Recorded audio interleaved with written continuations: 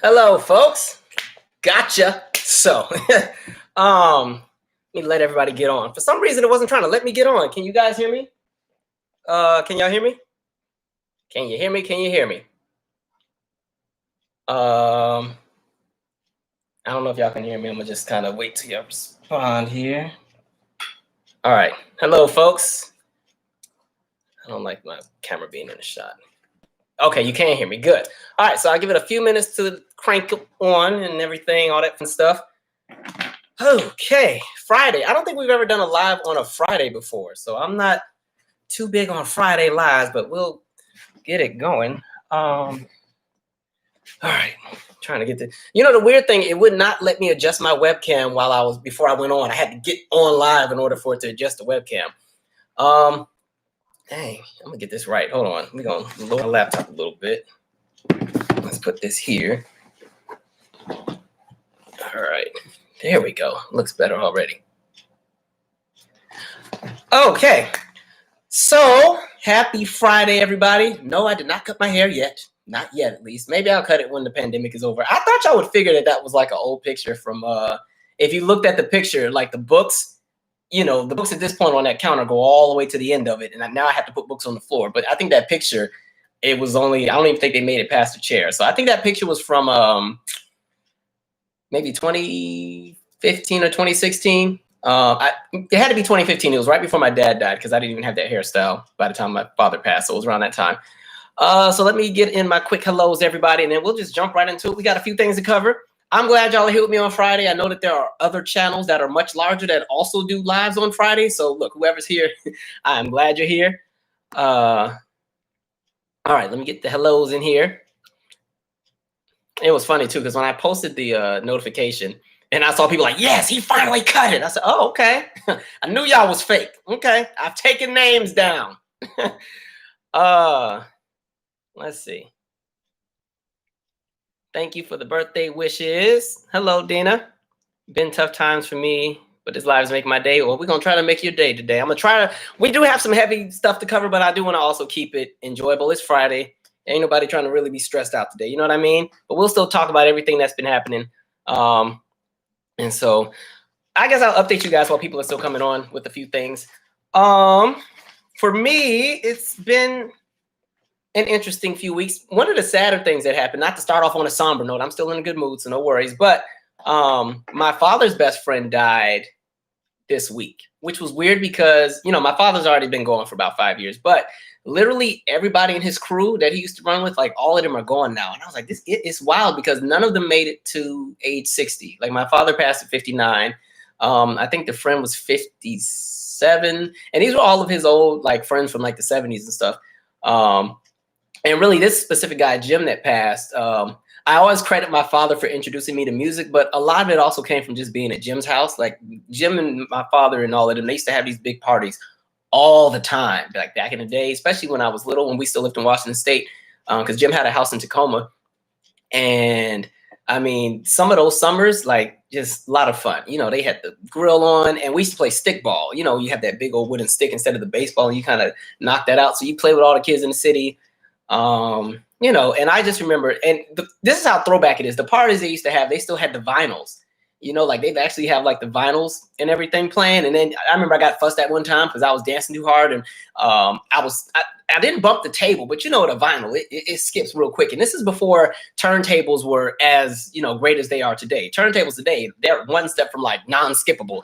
But back in the day, you know, they had them older, you know, units and stuff from 1989 and stuff. So all it took was somebody to sneeze and the whole record started jumping.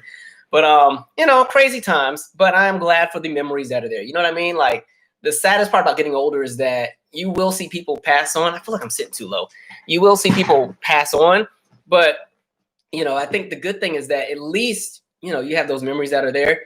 And so it sucks. My mom was a little sad too, because like I told you, my mom just buried her best friend right before Christmas, like 2 days before Christmas. On her anniversary, she buried her best friend when we went to Detroit. And so, you know, it's life, but it goes on. I think that's why it's also important to try to meet as many new people as you can everywhere you go, build new relationships. They won't replace the old ones, but it just does give you a new energy. One of the things I always tell people when you lose somebody is that you're never going to get over it. You know what I mean? And I said this before in another live. I think the reason people are sad when somebody passes on is because there's a love that you have for each and every person that's in your life. You have a specific love that exists for them. And so when they're no longer there and you can no longer give it to them, it's not like you can give that same love to somebody else because that love was just for them. And so I think that's what kind of brings in the grief. You know what I mean? Anyway, I want to get on a happier note. I was not trying to make y'all all sad right off the bat, but okay, let me read a few comments. Emma, you're just in time. You're not even early. You're good. I was 2 minutes late because the live wasn't trying to let me get on. What's up, Chris? Lulu, Flora, thank you for the birthday wishes again. Yeah, I'm one of the people that celebrate all month. It'll be September 1st. I'm still going to be talking about my birthday. Let's see. Yes, thank you all for the condolences. Yoshi said, Lord, now I got something in my throat. Hold on. Messing up already. Wrong pipe, y'all. Yoshi said, my mother died before she hit 60 smoking. Yeah, that's tough to lose to parents. Like, man, that's one of the things that makes me nervous. Like, my mom is 58. And then in my head, I'm like, man, she's going to be like 70 in like 10 years plus, like 12 years. And then I'd be like getting in my feelings about it. I'm like, oh, God, I don't know how much more time I got left. Yeah, so shout out to Truth. Hey, Caesar. Oh, Julius. Marilyn. Oh, sweetie pies. I forgot all about that. Let me write it down, y'all. I forgot this. Yeah, anything y'all want us to cover, I'll try to write down. I already got my topics I want to talk about, but I'll still add those. Look, my papers are full. See if I can add some space on the bottom right here. Sweetie pies. All right. Let's see. Birthday was August 11th. Alan, you 23 now? Y'all over here getting old? All right. Teacup, your mom passed at 51. I'm sorry to hear that. Like, oh, God, I don't even want to think about the day my mom has to transition. I get sad thinking about it. I used to be one of those weird kids that used to think about when people would pass away and just start crying. Like, I'm that child. So, all right. Anyway, other than that, let me tell you how these little kids scammed me the other day. Yesterday, so I told you, like, my center is currently being renovated. So they had me at a different center. And so I was on like a little break. And I'm just kind of running, you know, the neighborhood because the centers are we're on like these different schedules. It's not business as usual because of COVID. And so I was on a little break. I was like, oh, let me just walk, you know, to the little nearby coffee spot, get me some green tea. I spent all week not having anything with sugar in it because my face was breaking out. And so I was walking to these little kids were like, oh, excuse me, sir. You want to buy some books? And I'm thinking, oh, that is so nice. Look at these kids out here trying to be productive and selling books. And I was like, well, how much are the books? And they're like, oh, they're going to be $5. $5. Okay, all right. I spent $20 with these kids. I was like, let me buy 4 of them. I didn't know what they were trying to get. I didn't know if they were trying to get shoes or what. So I just spent $20 on these books. By the time I get in my car and look at these books, these kids, I'm not gonna say they stole the books, but these are books from the library. I was like, you know what? Like, I opened it and I saw the whole little, little city library system in the back. I'm like, y'all about to have me going to jail with these books. And so I'm like, should I take the books back and drop them off at the library? I'm not even going to bother the kids. I'm like, hustle, do what you got to do. But I was too done. I was like, you know what? I went and bought 4 of these things. Silly kids. It's funny.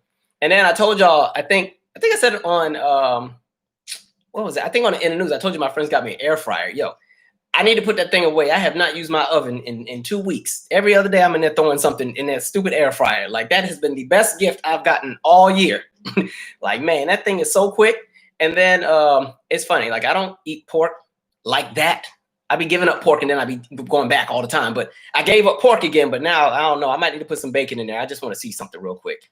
And then another announcement. There's a new podcast episode coming out tomorrow night. It'll be on all of the platforms that I launched the podcast on. So Spotify, iTunes, Stitcher, Google Play, SoundCloud, whatever else is on there. And so that'll be out tomorrow night. I'm trying to like keep the content coming. I kind of went a little ghost on y'all just because my schedule shifted up, but I want to try to keep the content going. And then of course, y'all kept asking for that Brandy episode. The Brandy episode is also out, so check it out when you get a chance. That was a very hard episode to do, by the way. I think I redid it 3 or 4 times. And it was mainly because there was so much to cover, and I had to be careful because there was so much I also kept including with like Monica and Aaliyah as well. Because for me, I just always intertwined the 3 of them with everything. So I had to keep going back to the drawing board and reminding myself, let Brandy have her moment. We can let Aaliyah have hers in another video or let Monica have hers in another one. Let's not take away from what Brandy's been able to do. Like I kept going back to it. And then, I don't know, the initial video was a lot longer. I was like, okay, this is getting too long. So I chopped it down some and kept going back. Then I forgot I didn't shave. So I'm on there looking like Scruff McGruff, Chicago, Illinois, 61652. I think that's the zip code. Anyway, let's see where we're at. Yes, I'm telling y'all, that air fryer is lit, y'all. It is so lit. All right, we got 2 more minutes and then I'm gonna jump into the first thing we're gonna talk about. I definitely want to cover what's happening in Flint. And then, of course, I know y'all probably want to hear my thoughts on Megan and Tory. So we'll get to them too as well. Let's see. Yes, the library books. I'm thinking I got me a good deal. Like, oh, these kids and sold me some nice books. All right, here we go. Somebody said, go vegan. Love all the animals in your health. I love the animals. I love my health. Vegan is hard. I can't give up the poultry. Actually, poultry is the only thing I struggle with. I don't really eat beef like that. And again, like pork, I'm back and forth. The only time I eat pork is when I want some bacon. Like, because turkey bacon, I don't care what y'all say, that crap is nasty. There is no way to make turkey bacon. I can't. Absolutely not. Also, thank you, Deborah and Jennifer Sharp. Oh, we're Facebook friends, Jennifer. Thank you. Let me see. Actually, Jennifer Sharp is dope. I remember she's followed me like the same week my dad died and gave me this very nice message. It's crazy. Like people think just because you have a large channel, you don't know your subscribers and stuff. But I do remember like a lot of the interactions I have with a lot of you guys, and they do stick with me. So Jennifer, shout out to you for that. You came at a good time. I was in the down, so you didn't even know that you helped me that day. Let me see. Whew. Okay. Calvin, I never hear you mention Tamia. We love Tamia. Tamia is wonderful. I love the Between Friends album. One of my favorites. Probably one of my favorite albums to come out of that 2006, 2007 era. And even her last album was really good. And I told you, see, had y'all watched my documentary of how I made my album, my song Can I Come Through, I got the idea for that song after listening to Tamia's, what's the damn song? Any passion like fire? Leave It Smoking. That song. Boom. Yeah, turkey bacon is nasty, y'all. I said it. Oh, I'm a deaf Trey Songz. What did Trey Songz do? Damn, what are all these celebrities doing, man? I don't even know about the Trey Songz. Y'all have to fill me in. I'm out of the loop on that. Too much stuff. All right, let's jump into it, guys. So the first thing I want to talk about is actually, wait, I'm gonna pause on Flint because I got to get to Becky. So you know, we talked about Aunt Becky from Full House a while back when she initially was charged and arrested because, you know, she and her husband and a bunch of other very rich celebrities decided, okay, we're going to cheat our way into the higher education system. So let's pay $500,000 to this man who can pretty much lie and say that, you know, our daughter, you know, is this athlete and she can get on, you know, I think it was the, I forgot what team was it, the thing with the boat, whatever that was. I think it was that team. And so, you know, they done all that. She wasn't the only celebrity. It was a bunch of celebrities. The lady from, what's that show? Desperate Housewives got caught up. She already did her time and everything. But all these celebrities, pretty much most of the celebrities pled guilty right off the bat. Like, yep, we don't want that smoke. We'll go ahead and do our little 1 month in the Martha Stewart jail and call it a day. Aunt Becky was like, no, I am innocent. Roll team. Thank you, Miss Young. You know, I'm innocent. I didn't do anything. And so remember, she went to those early trial hearings and she was out there signing autographs and, hey, coffee, you know, having a good time. Then as smoke got in there, started getting serious. It was like, okay, you facing like 10, 20 years. And so they finally went back and pled guilty a few months back. And so the husband got 5 months. And Jesus, Anna Smith, thank you. I was not, hold on, pause. She done gave me $80. I got to at least read the whole comment. I'm not feeling well tonight. I was still online. Got to go right now, but I want to wish you happy birthday. Gonna watch every last minute later on. So thank you. I appreciate it, Anna. And y'all be trying to keep my lights on. I appreciate it because right now my job security is looking a little questionable in the nonprofit world. But, and so they pled guilty. The husband was sentenced to 5 months. She was sentenced to 2 months. And that's that. I still think it's kind of some crap, really, because, again, I just keep thinking of the teachers in Atlanta and how, you know, when we talk about No Child Left Behind, that was pretty much something that was put into place under George Bush, where all of the students and whatever, I forgot what the percentage, I think it was supposed to be 70% of students were supposed to be proficient in reading and math. By December of 2014. And so what they were doing with the schools were, you know, when they'd have the standardized testing and everything else that they were doing, if the school districts were not meeting the requirements, then funding would be pulled from the schools. And so you saw a lot of school districts end up in turmoil and distress because what sucks about something like that is if you already have a school district that does not have the funding to really, you know, support the students the way they should be supported, to really give the resources that are there. And a lot of times, especially when you talk about schools that are within the city, that's where you usually see the biggest problems because one, the schools are very overpopulated. You have a dense population of students, and a lot of times the wealth is not there because even though the city may have an entire just plethora of different socioeconomic statuses as far as the different people, a lot of those who tend to have money don't put their children in the public schools in the city. Like DC is a perfect example where, you have some public schools, but you have a lot of charter schools, you have a lot of magnet schools, you have a lot of private institutions. And so a lot of people who've come to this city, even though they may have a lot of money or they come and help to gentrify and everything, they're not putting their kids in the schools. I can't remember which In the Live it was, but there was an In the Live I did where we talked about the percentage of white residents in the city of DC who had their children in DC public schools. And I think when it got to the high school system, I think the percentage was only like 9. I don't have the right number. I got to go back and find the video, but it was like less than 10%. And so again, I kept thinking about the teachers in Atlanta and how, remember, you had those in that Atlanta school district that pretty much cheated and altered the answers on the test because had the school done bad again, they were going to lose funding, but they would still be expected to reach that same standard and result as a school that may be somewhere like Fairfax County, Virginia, where there's just money that can just be thrown everywhere.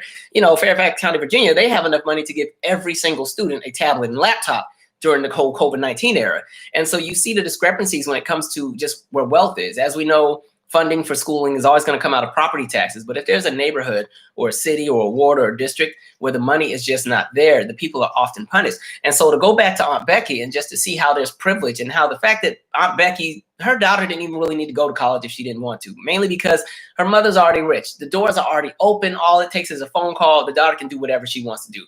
The daughter already had a YouTube channel, already had a following. Anything she wants to do, she already has access to. But I think the issue is with a lot of them, it comes with the idea of pedigree and status. Even though you haven't earned a degree, you probably weren't going to do any work. You weren't going to really meet the credentials to be in the school anyway. But just to say you have that piece of paper, it makes you not look like a spoiled brat. Like that's really what that's all about. And so, I just find it trifling. I just keep seeing so many people locked up, or even just parents who, the school district is not the best and they use the sister or the cousin or the great aunt or somebody from the church's address, and then they get charged for mail fraud, and now they got to go to jail because they wanted their child to go to a better school. So you just see the discrepancies and all of that. And so I think 2 months is a slap in the face, to be honest.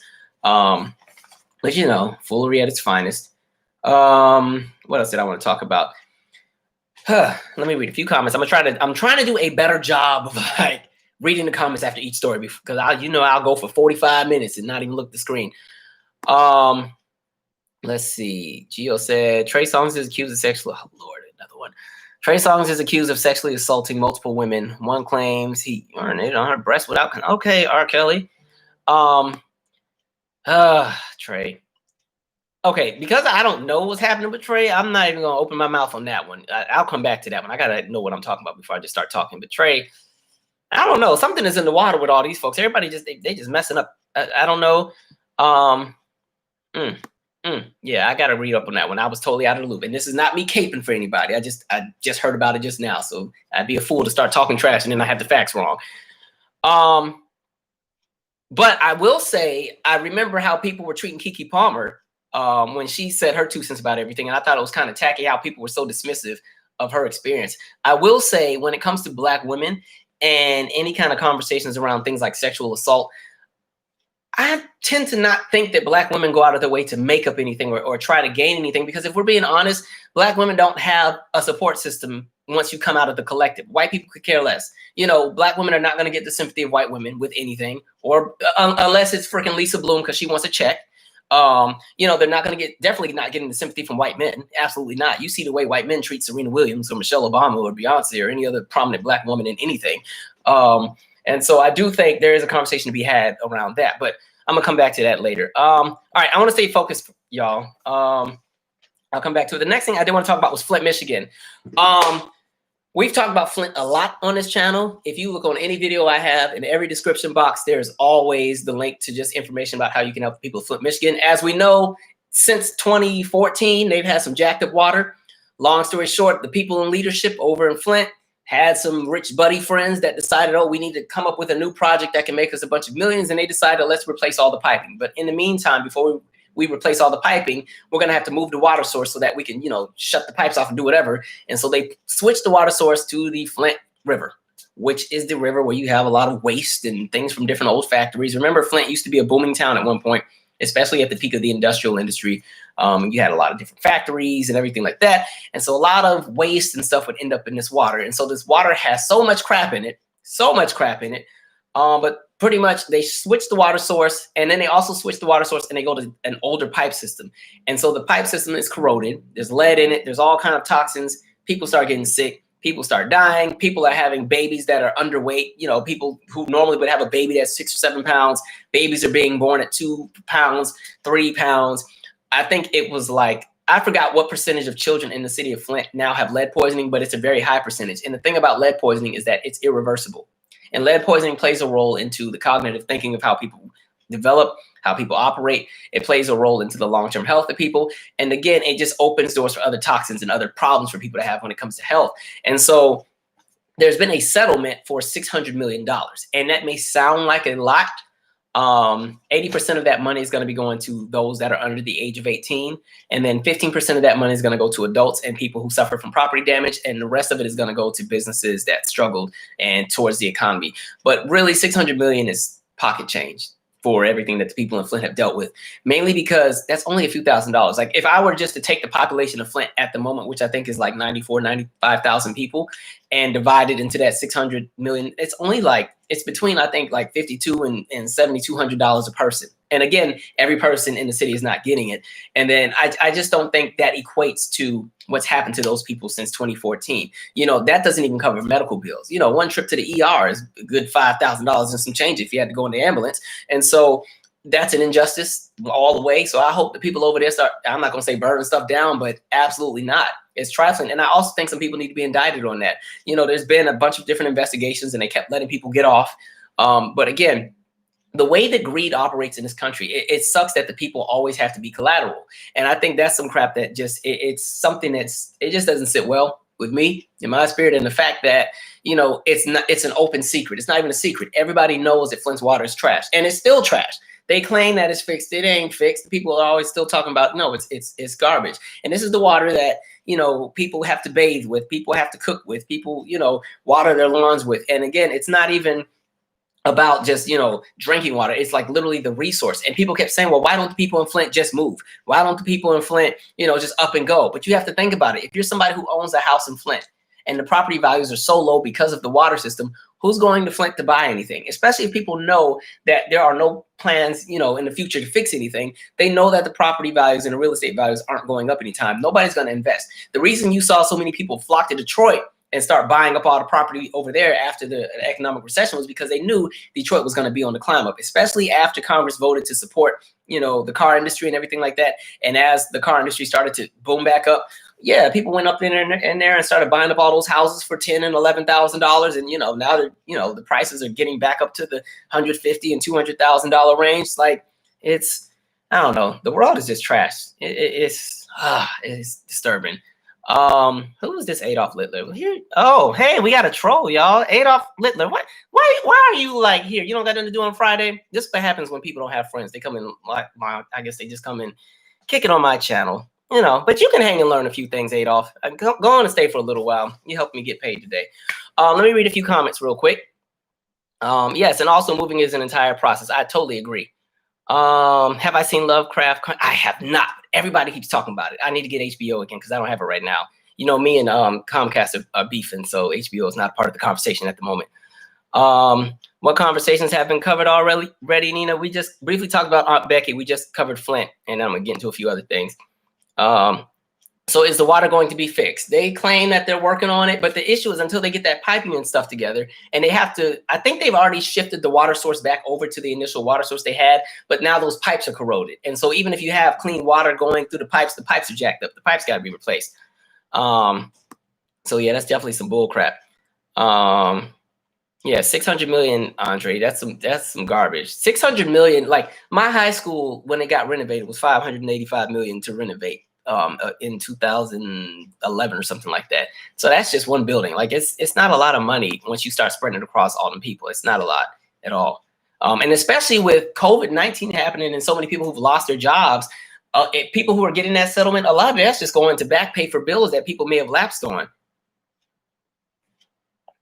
All right.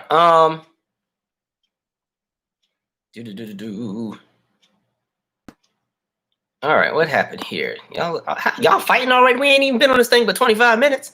Jeez, it's Friday, people. This is one of the biggest violations in American history. I agree. 10 years, Flint will be gentrified like Brooklyn.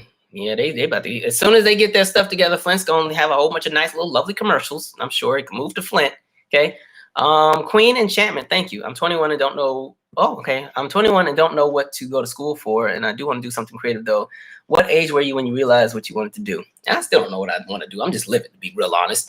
For me, when I was 18, I thought I was going to go into politics. Actually 17. I saw Hurricane Katrina happen. That crap happened right before my senior year of high school. And I thought I was going to be a politician and go save the world. So when I got to Howard, I went in as a poli-sci major, or political science. But because I was so obsessed with music and entertainment, I really wanted to work in music as well and do A&R. And then I graduated with a degree in communications, which has nothing to do with music. And then I was unemployed for a year and a half because I graduated at the peak of the recession, which is so crazy because I feel bad for those who are coming out of college now and everything's happening. I'm like, this is like a cycle of what I just went through 10 plus years ago. And then I had always worked in youth development at some point. Even while I was at Howard, I was volunteering like at a community center. And I used to volunteer at the Kingman Boys and Girls Club, which is on 16th and I want to say Cochran. In DC. And it's kind of cool because one of the women, this lady Tiffany Ward that used to work there, now she's not a city councilman, but she's gotten into some elected position in the city, which is kind of cool to see her come into her own as well. But while I was unemployed, I just figured, well, you did work in the community, maybe you should do that. And so I kind of just had a miracle job land in my hands where, it was running a community center that nobody wanted to work at.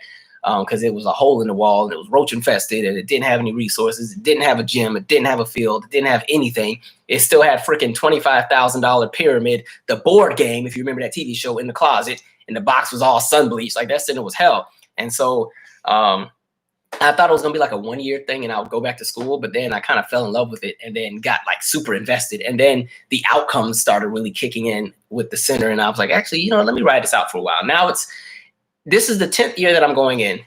This will be the 10th school year, which is kind of cool. I don't think I'll be doing it for a lot longer or much longer. I just want to kind of branch into some other things, but it's been a good journey. And then, so pretty much what I do to keep my sanity is just, I work on all the side hustles as a side thing. So that's the music, that's this, that's the podcast, that's whatever else I have going. Okay. Let's keep going, folks. Okay, Jessica, we're going to talk music towards the end because I know you already coming in here with the K-pop and EDM questions. I'm going to save the music further to the end. Let's keep going. I used to teach for DCPS. I got the hell up out of there.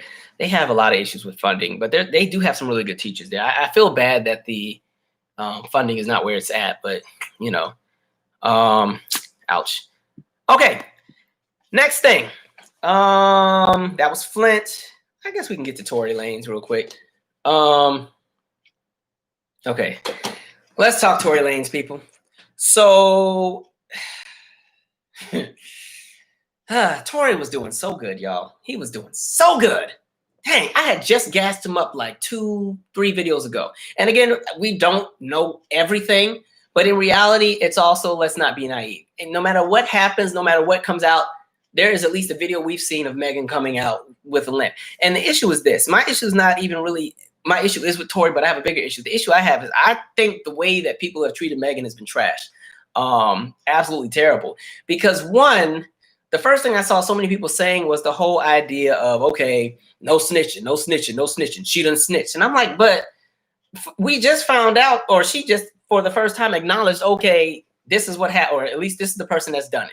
Now this incident happened back in July, and we're just now hearing, okay, this is what happened. And her explanation was, she never called the police. The police were called because somebody in the area saw whatever was happening, called the police. And so when the police come and they're showing up with helicopters and everything, and, they're saying, get out the car. Her explanation based on what she said was, I didn't want to tell the police he had a gun or there was a gun in the car because how police are in 2020 or 2018, 2019.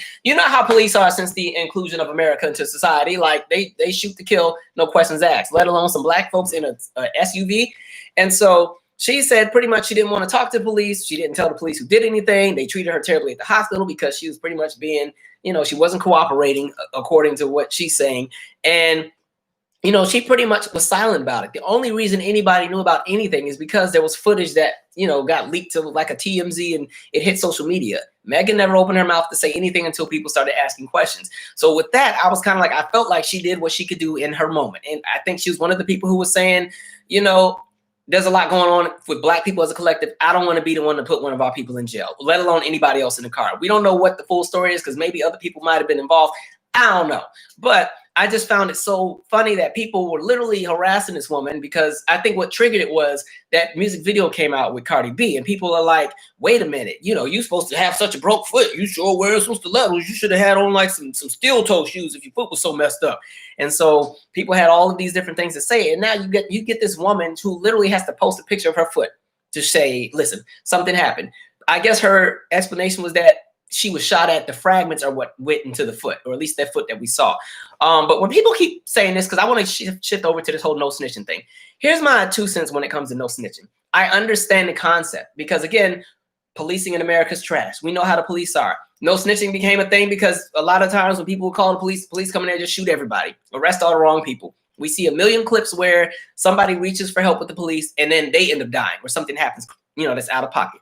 I 100% get that. And I fully understand. But in addition to the idea of no snitching, the idea was supposed to be that those in the community would handle things. I'm not saying they were supposed to go kill nobody, but, if there was, let's just say, I don't know, I got stumped out and jumped right out front on my way to work tomorrow or something. If we were going by the whole no snitching situation, that means that, the OGs in the neighborhood, Leroy off the corner, and so this person over there and this person over there, when they find out what happens and they find out who did it, the community jumps in and handles that issue. But the problem is when we're talking about the whole no snitching thing, nobody ever takes the role of holding other people accountable. No snitching has turned into it is what it is. And so I'm looking at all these people who live these nice suburban lifestyles, who live in a freaking cul-de-sac, who live on a street that they're not even on a city block. They live in a street that winds and goes 15 different ways for 3 miles, and they got deer and trees and ducks walking across the yard talking about no snitching. Sit down. So many people want to be hood so bad. If that's not your experience, it's not your experience. Just because you listen to a few remixes and mixtapes, you don't have street cred. Like, some folks need to get realistic about life. If that is not your experience, chill out. And I say that only because I come from a family where literally every year we always lose 2 or 3 people to gun violence. Every single year. I love my family in California. But every single year, I always know it's going to be cousin so-and-so in Richmond that got killed. Cousin so-and-so in Concord that got killed. Cousin so-and-so in Oakland that got killed. Somebody in my family gets killed every freaking year. At least 2 or 3. If you've been following me since 2014, I told you about the time I had 4 cousins all die in the same 2-week span. And so that's not my lifestyle. I was always a little bit more sheltered. I was fortunate enough when my parents were in the military, I got to live around the world. And I didn't have to experience that. And so I don't put on the persona to try to be something that I'm not. I know where I come from. I know where my family comes from. I love my family. I embrace my family. But unfortunately, in their experience, a lot of them have an experience I've never had. And so for me to try to latch on to whatever their experience is just to kind of have some talking points on Twitter or to look like I have some street cred or so I can, get some clout is foolish. And so I really had an issue with that. And for so many people who are just really anti-Megan. And so Megan, the standard, I think, a lot of times when you talk about Black men and Black women, and this is not a conversation to divide us amongst the genders, because again, I am pro-Black all the way. Pro-Black lives, I support every Black life. As long as you are a Black individual and your purpose in life is to contribute to the well-being of the Black collective, I support you. However, if you mess up and you do wrong, you are expected to be held accountable. Why? Because as a Black person, I love you. I want you to do better. And I need you to learn from those mistakes, because if you don't, and it's not corrected, you bring up some kids and they do the same foolery, or everybody thinks it's okay. And now you got a lot of white people jumping into this conversation, which they shouldn't be a part of, talking about no snitching. When in reality, the whole idea of this abusive policing comes from the fact that white people call the police on us so much. Like, that's why policing is the way it is. So you don't get the luxury to come in here talking about no snitching living in freaking Iowa. Calm down. Okay, let's see where we're at. And again, with Tory, again, maybe Tory needs to come out and say something. I don't know what he can possibly say, because again, he hasn't said his side. But from what everything, with everything that's being put out there, everything that's pieced together, with at least the video footage I saw, where I saw her limping out of the car with the blood dripping from her foot. I don't know what happened. I just know somehow she was shot at. So if it wasn't Tory, come and clear your name. But again, Tory, we ain't heard from him since July. No disrespect. Tory is a Leo like I am, and Leos do not know how to be quiet. And this is the quietest I've ever seen him. That's all I'm saying. Moving on. Let me read a few comments, y'all. And again, do not come on here trying to talk about I'm caping for, I'm against the black man. Don't come on here with that BS. Y'all be getting on my nerves with that. We can have a conversation that's in-house about what we can fix in the community and address things, okay? Just because, again, I'm flustered. I can't give words out right. But again, one of the issues I have is a lot of people put on the mask of being pro-black, but really they're only pro-black themselves. Meaning me and what I'm interested in, everything else I'm going to challenge. And so when other people within the collective have an issue, because there may be somebody else in the collective that may have done the offense that person identifies with or feels that they relate to, automatically, they won't hold that person accountable, which I'm not down with. If you're really all about black lives, if you're all about black women or black men or black children, black anybody, if somebody does anything wrong within the collective, you hold them accountable. If the things are being put out the way they are. You know what I mean? That's one of the reasons it's always been hard for me sometimes to latch on to some of these conversations about some of these black celebrities, especially the rappers and the actors and everybody else that get caught up in stuff, because sometimes the narrative becomes, they always trying to tear down the black man. They're always trying to tear down the black man. And it's kind of like, but listen, if they shot somebody, work with me. I mean, you got to give me some rope here. I'm all about making sure, okay, well, if something happens, please let them get a fair trial. Don't let it be no foolery. But dang, I think sometimes we give too many passes to too many of the wrong people. And then some of these same people y'all want to one step go on a march for, they wouldn't do anything for us to begin with. Okay. And you know what I found funny? I said this. If it would have been Kylie that got shot, everybody would have had the torches ready for Tory. That's all I'm saying. If it would have been Kylie, they would have been ready to freaking light Tory up. And again, we don't know what happened. We only have Megan's side of the story. Tory has not said his 2 cents. But again, I just keep seeing the double standard. And even if neither of them ever were to say anything, just the way that people responded is very telling about some of the dysfunction that a lot of people live under. And that's some disturbing stuff too. Oh, spirit of too much. Was I going to say anything else on that? And another example I want to say again, when we talk about the whole no snitching thing or the idea of community handling things, we remember, and I think we talked about this on the last live with that black woman who was in Long Island, where for 3 years, this little racist family kept trolling her, bothering her, sending her death threats. Once she had her Black Lives Matter sign, or, they started putting feces in the yard and everything like that. And for 3 years, she kept calling the police. Police wouldn't do anything. They weren't coming out there. They didn't think it was serious. They weren't trying to have it. Nope, absolutely not. And what happened? The community came. You saw all these different black men come out there, start setting up shop right at her house, sitting out there, hasn't been any problems. And then because there was so much publicity around it and everything else, that racist white couple that kept bothering that woman has finally been charged.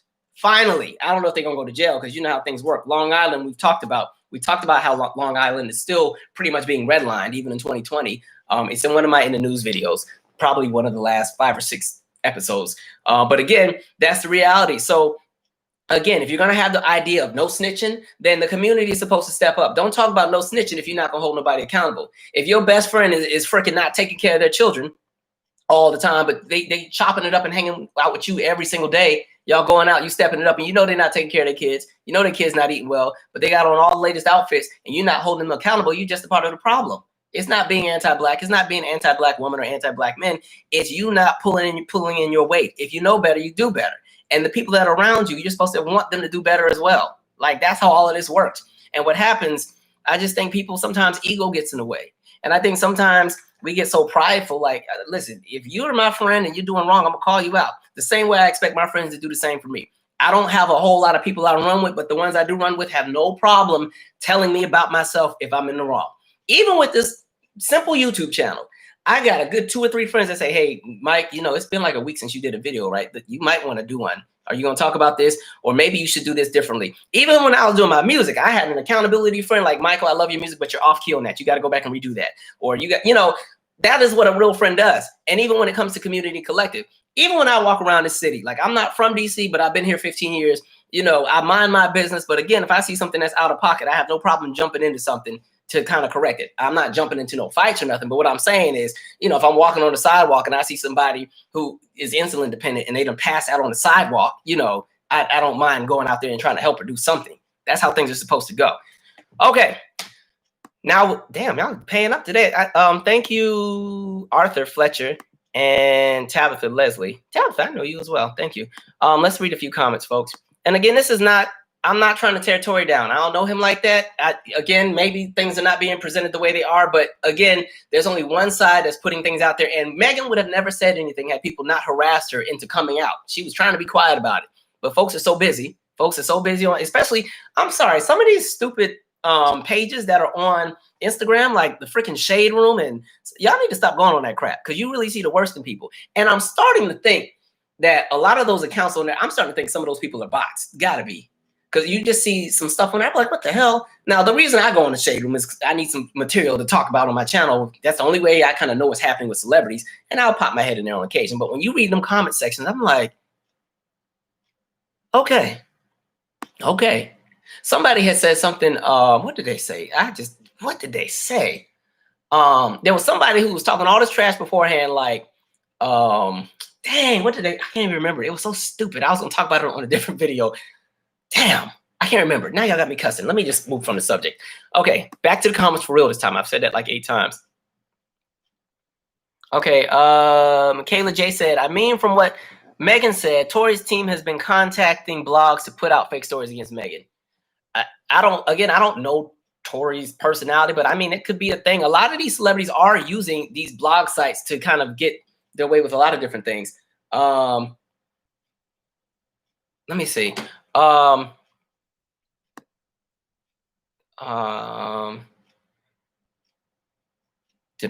support Megan. She's here in this world. And then Megan done been through some stuff. Didn't the girl mama just die? Like her mom literally just died. And on top of the fact that even before this happened, I feel like so many people have so much to say about somebody like Megan. And what I really think it is because Megan, I think, is somebody who's already confident in what it is that she has. But Megan does not look racially ambiguous. You know, what's in right now is the whole Kardashian look. That's what everybody's gassing up. And so now you have a real black woman who's here with real features, who has real phenotypes, who pretty much represents what most of us come from. And so many have so many things to say. Even the idea of like calling her, you know, all the different names and everything. Even with her getting shot, so many people had jokes about, oh, they must have been rambling in the stable. I'm like, dang, y'all are terrible. Terrible. Annoy Moose, I hope that I said that right, said identity politics is horrible. Kamala is not good choice. Oh, we'll get to that in a minute, y'all. Give me a step. Y'all jumping right into everything. Y'all ready? Y'all ready for war tonight, huh? Didn't Megan also get in a car accident recently? I don't know. Y'all, thank you for everybody who's been donating. I do appreciate it. Most of the money y'all send me, it just goes right back into this channel. I just try to get better equipment. So I do appreciate it.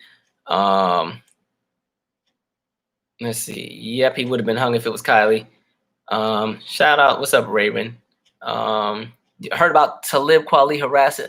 I couldn't figure out what that was about. I kept seeing his name, and I guess he was beefing with somebody about something, and he just would not stop for like weeks at a time. Something might actually just be off with him mentally. I don't know what's going on with Talib Kweli, but he's been acting weird lately. I don't know what that's about. Do better.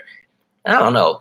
I'm telling you, some people, that ego is so just up here. When it gets challenged, folks don't know how to, folks really don't know how to process it. I have to check myself on occasion sometimes too, because I can get in my own pocket and really be feeling myself. I have to check myself on occasion, but it never gets to that point. Like if I'm wrong, I'm wrong. I have no problem admitting when I mess up on this channel. If I get something wrong, it's not an issue. You're better off to just acknowledge where you messed up and you move on, rather than try to be so locked into your way that you're just gonna be foolish and let stuff drag out. Then your credibility gets shot.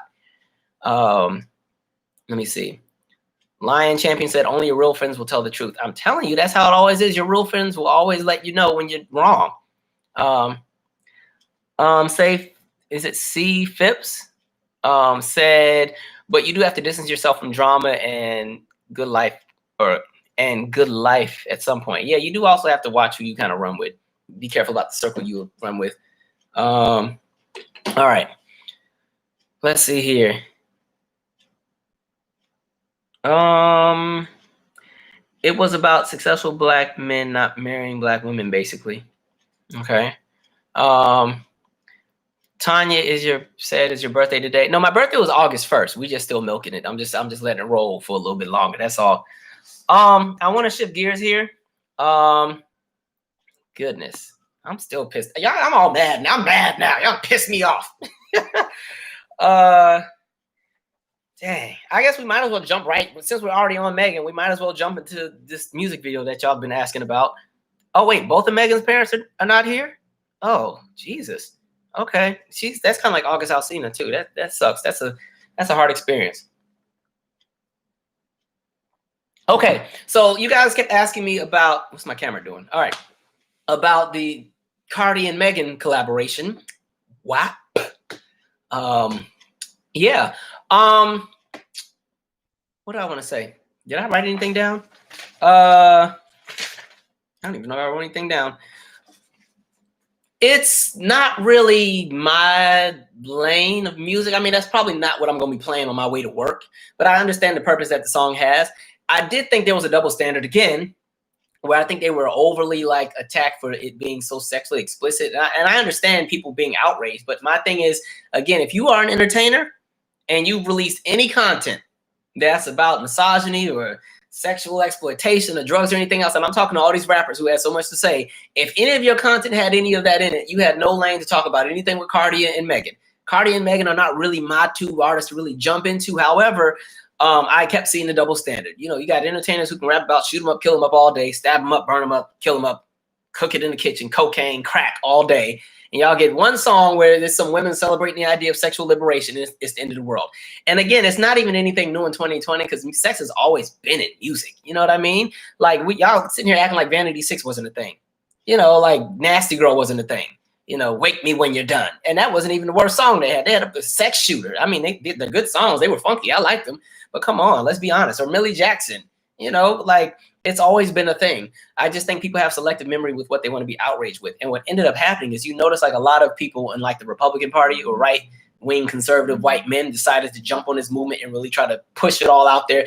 I do have a few issues with the video and the song, but I think really those issues wouldn't exist if YouTube wasn't so accessible to everybody. I think this is why something like BET Uncut had its purpose. So that way when you had a video like that, it could be showcased on that. I think some people who do have the argument that does make sense would be the argument of the fact that, yeah, YouTube, everything is accessible. And I don't care how much you want to shelter kids, they're going to access it. But at the same time, kids are seeing everything anyway. When I was 6 or 7, I had already seen everything and then some and was not shocked. It is what it is. And again, if it ain't for you, just don't watch it, you know?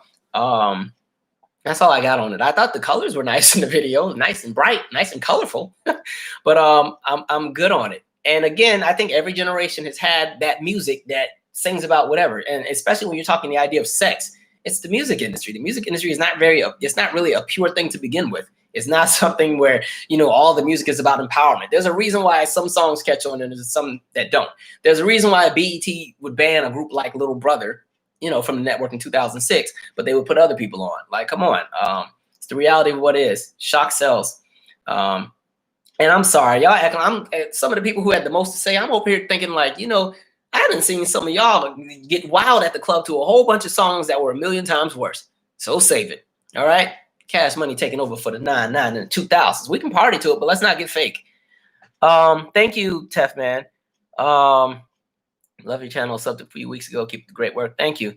But again, like I said, with the song, I'll say this. I don't like the song. I just didn't think the song was good. It didn't even catch my ear like that. I will say Megan had a better flow on the song than Cardi, but it's not.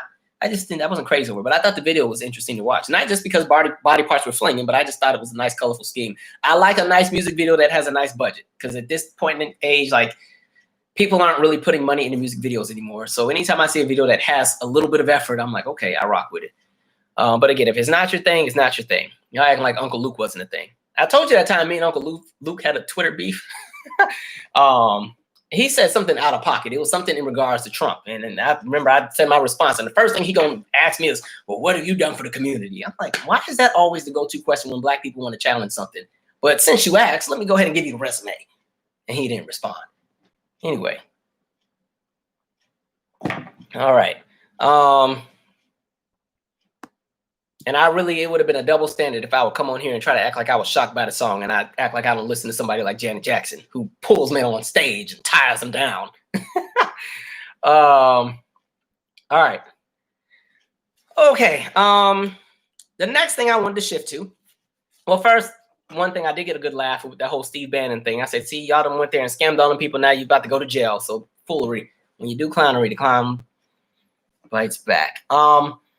I did want to shift to another thing. Another thing I've seen a lot of people do lately is I call it pocket watching.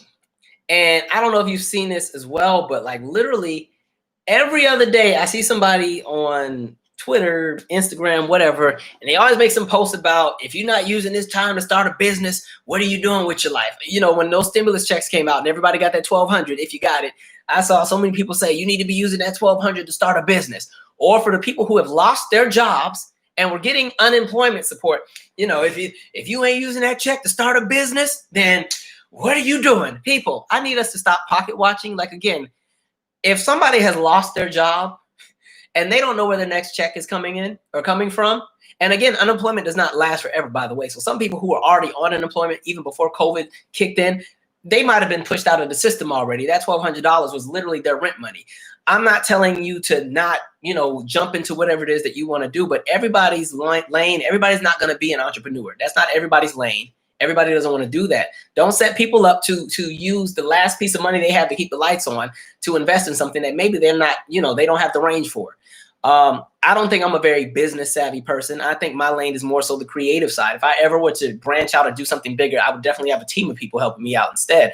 Everybody's not going to be the business person. And some people have no aspirations to do that. Some people really, you know, there are some people who just love to, I don't know, their goal in life, they just love fabric. They just want to work at Joanne Fabrics. They want to cut the cloth and sew things, and they love it. And they will do that for 50 years and be so happy. I have a friend who went to med school over at, I forgot, one of the schools in Louisiana. And at the same time, while they were in med school, they always worked at the grocery store, and they were one of the people that would do like the food display, you know, where people come in and try the samples, kind of like Costco. And he was obsessed with that job because he really enjoyed just meeting and talking to all the different people. Fast forward 12 years, he's gotten the degrees, he's working in his practice, but he's still also working at the grocery store part-time when he gets a chance, just because he likes to interact with the people. He said, like, for him, because the medical field can be very demanding and stressful at the same time, he enjoys the interaction with different people, you know, at that specific grocery store. And then on top of that, because he was so good at what he did, he often got a bunch of different opportunities as well, just from doing what he did. Like, I think when I went to Essence in 2018, he got sent over to Essence just to do a whole little food display for one of the companies or something like that, just because he was so good at what he did. So again, I think we got to get out of people's pockets. Like, stop trying to police everybody. The only time you should be in somebody's pocket is if they ain't taking care of their family. And again, that's another conversation. But again, like, get out of people's pockets. This is a whole pandemic we're living in, something that most of us have never experienced, where people have lost jobs and lost everything. And you trying to convince somebody who is already 3 payments behind on rent that they need to start a t-shirt business, as if we don't have 800,000 of those. And no disrespect to the t-shirt businesses, because I love them. Y'all know my favorite business to support out of the t-shirt businesses is my superhero tees. That's, if you saw my music video, I was wearing one of their shirts in the video. Really dope guy coming out of the Bay Area, dope business. And then even like I think it's My Brown is Beautiful is another one. There's a bunch of different things. And you guys know, like, when I do my shout out series, anytime y'all have a business, I'm quick to shout it out when I get an opportunity. If you went to my album release party, there were a few people from this channel who got invited. Homeboy had a whole meat processing business. I gave him the mic, like, here, I can't explain your business as good as you can. Go ahead. Thank y'all for coming, but I want to introduce y'all to somebody. That's how it works. So again, get out of people's pockets. Spirit too much. Let's take a quick break. Read some comments here. Oh, I got to get to that post office. That's the main thing I skipped. I'm going to get to that one. Let's see. Yeah, folks, y'all doing too much as far as policing everybody. And then the main ones who be talking all this trash, I'm happy you have your business. We really, really are. We love it. But come on, like, especially right now when you've seen 40+% of Black businesses go under during the COVID era, like, this is just not the moment at the time. Like, really, if you're going to do a business right now, it has to be something viable that the people need. Anything that is elective or more so a luxury, there may not be a positive chance that it's going to do very well at the moment, because people are stretching their pennies. You know, folks are lying and saying the economy is doing good because the stock market is so high. But I'm like, that should also be something that you call into question. You have all these people on unemployment, people who've lost their jobs, and the stock market is just growing. Just ding, ding, ding, ding, all kind of records being broken. That's telling you where the money's going. All right, $1,200. That ain't even my rent money. Come on. Let's see. Serenity Joy, amen. I'm telling you. Carrie Ivory said, 1,200 pay my rent. Okay. Thank you. The FM4. You can't even really start a real business with 1,200. You can do a little something, but what kind of business do you plan on having? And then when you want to talk the conversation of industry, which I don't know if I did that on this channel or if I did that in my men's group, but yeah, when you're talking industry, when we talk black businesses and everything, one of the reasons why so many black businesses never get that opportunity to really grow and become just huge corporations is because, again, white America had a head start.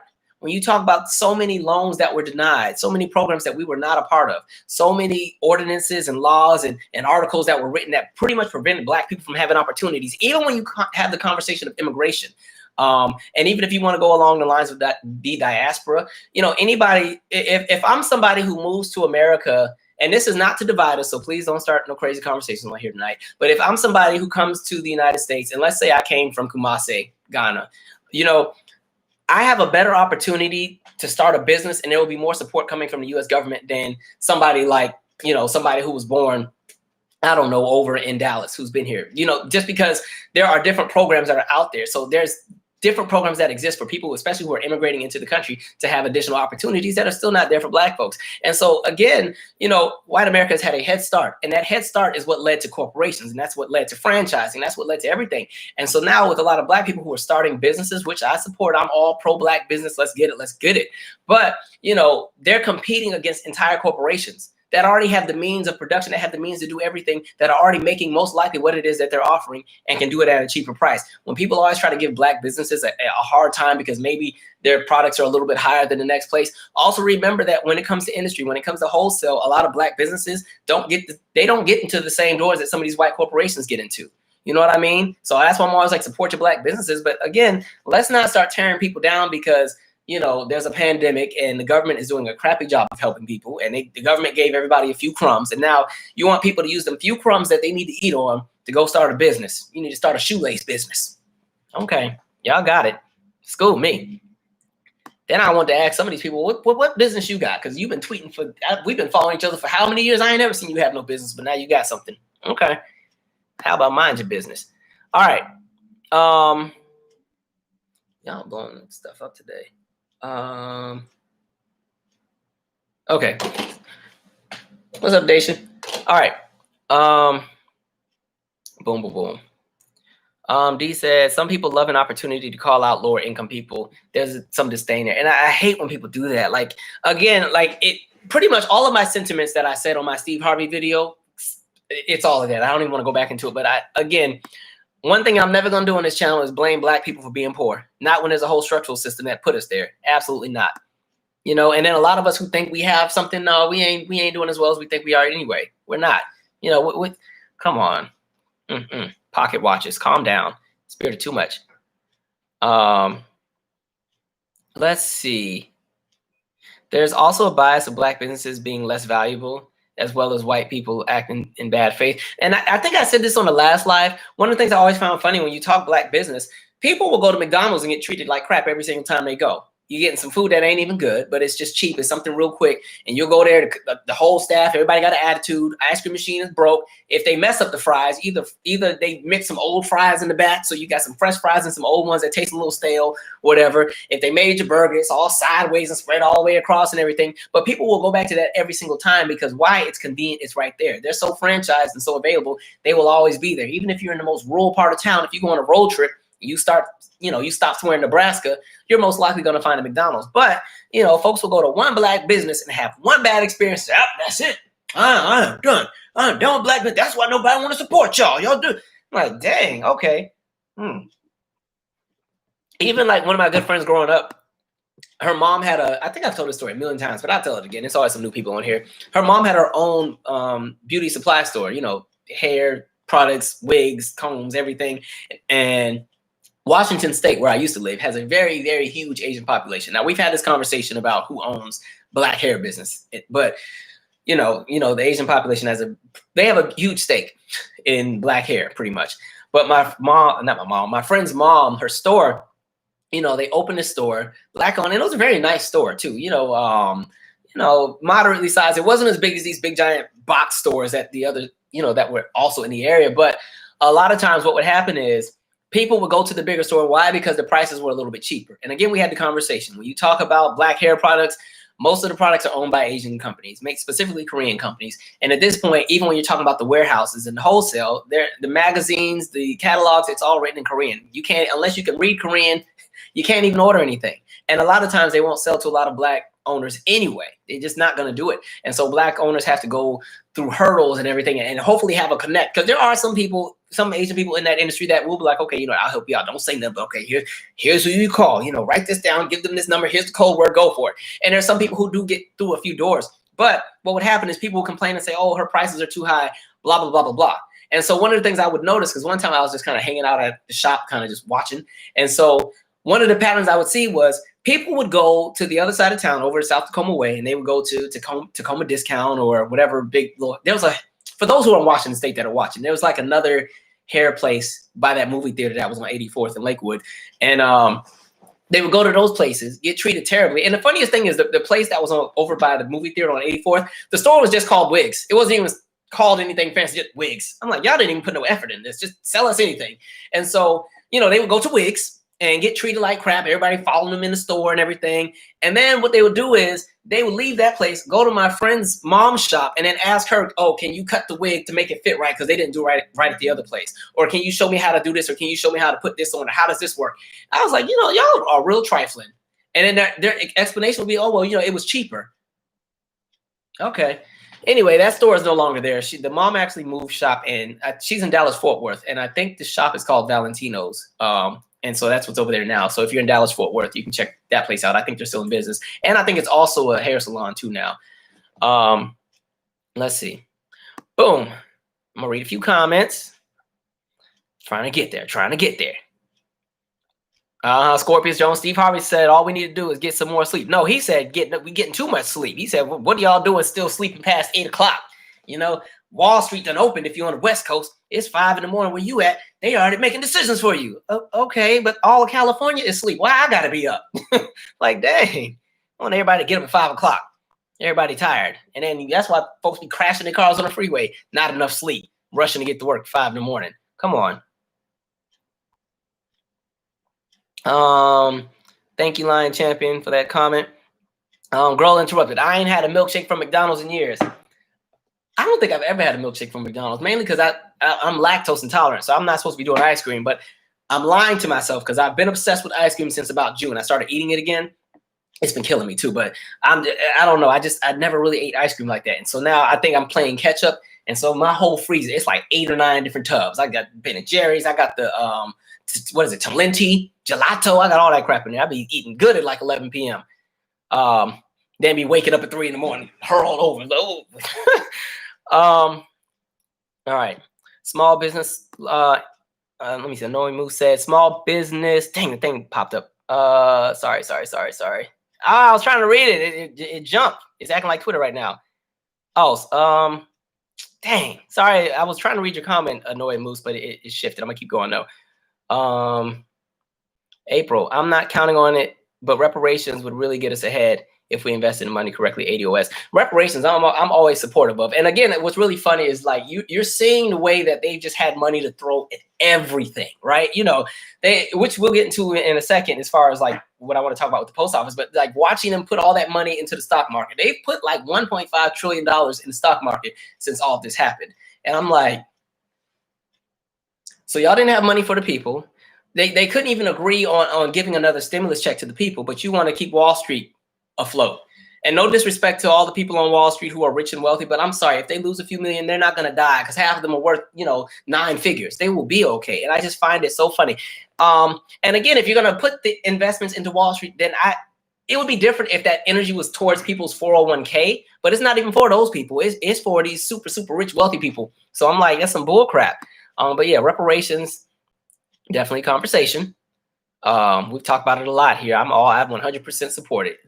And again, my perception of reparations is not even just the check. I want the check to be given out, but in addition to that, I think education should be free for Black Americans. Like education, higher education should be free. Preschool should be free. Childcare should be free. There should be like a huge percentage taken off of home loans and everything, mainly because we didn't have access to those FHA loans in the past. We didn't have access to a lot of things. We didn't have access to the GI Bill. So when it comes to all that healthcare, like in order to make Black people whole, you literally have to give us everything you gave everybody else and then some, and then also accumulate the generational wealth that was built on top of that and the compound interest. You got to give Black people all of that to make things whole. And I think that scares people, because if you give that to folks, there's going to be some other people who are really going to be hurting, because at that point, that head start is no longer there. And if you don't have the skills and the talent, and you've been living off privilege and mediocrity for so many decades and generations, if you don't have any skills, it gets a little scary out there. But it is what it is. Thank you, Marlon. He said, I work at Popeyes in the suburbs, and we get a lot of customers from the hood. Tabitha, thank you again. Popeyes, I love Popeyes though, man. I need to stop eating it so much. There's a Popeyes literally right by my job, and man, the way we used to go there so much. Even though the one by my job, they never make the biscuits right. Them biscuits be so hard and dry. I'm like, come on, man. But smells so good. He's smelling good. Ananda V, are you from Washington? I just saw you say, I remember that place. Let's see. Dang, this thing. All right. Hey, excuse me. Somebody, who was that? Akira 34. I know you don't be ill in Popeyes. Yes, equal the playing field. See, Griffin, I agree. Them biscuits, when Popeyes makes the biscuits right, they're good.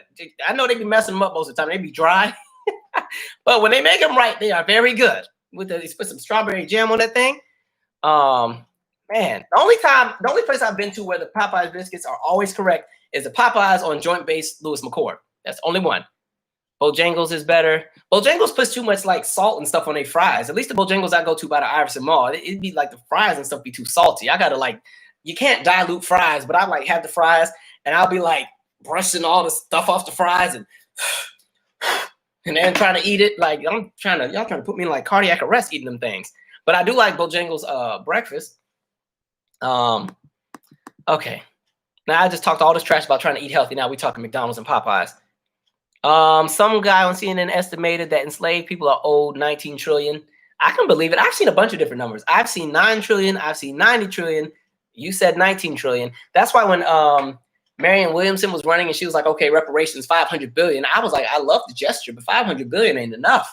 500 billion, that amount, you should just go ahead and start spreading to the HBCUs, but you still gonna have to give a little bit more than that. Y'all gonna have to come a little bit harder, but thank you for opening the conversation. I appreciate it. Do I think affirmative action is still needed? Absolutely, James. Absolutely. And there's a really good article I just saw. I want to say it's on CNN. They were just talking about UCLA and how it's affected them because, you know, they pulled affirmative action in regards to race out of their admissions policy. And it talked about just the numbers and how you saw, dang, I wish I could find that article, how you saw the numbers of Black enrollment drop. And really when it comes to especially school and affirmative action, it's not even about, because people have this perception where, oh, affirmative action, we're putting people who aren't qualified in the positions. And it's like, no, it's not even doing that. It's making sure that there's even an opportunity for other people to even get in the door. Because in the past, people were denied just because their name didn't look right. People were denied just because, you know, of where they come from or what their lineage is. And again, when we talk affirmative action, there's another group that's benefiting from it way more than everybody else. White women are getting all the benefits of affirmative action. But yes, I still definitely support it because things have not evened out. I think what happens is we latch onto the exceptions that we see. We will latch onto an Oprah or an Obama or a Beyonce or, you know, somebody who's become very successful. And then people will use that and say everything's good. You know, that was kind of like when Mitch McConnell, you know, when they started talking about reparations and Mitch McConnell was like, well, Obama was reparations. I'm like, damn, y'all just give us anything. Like, that's all we get. And no disrespect to Barack, but like, again, like, you know, I think, or not affirmative, or maybe he said that was the affirmative action. Either he said it was affirmative action or reparations. Either way, I'll see him on the street over that. Like, there's that. Let's see.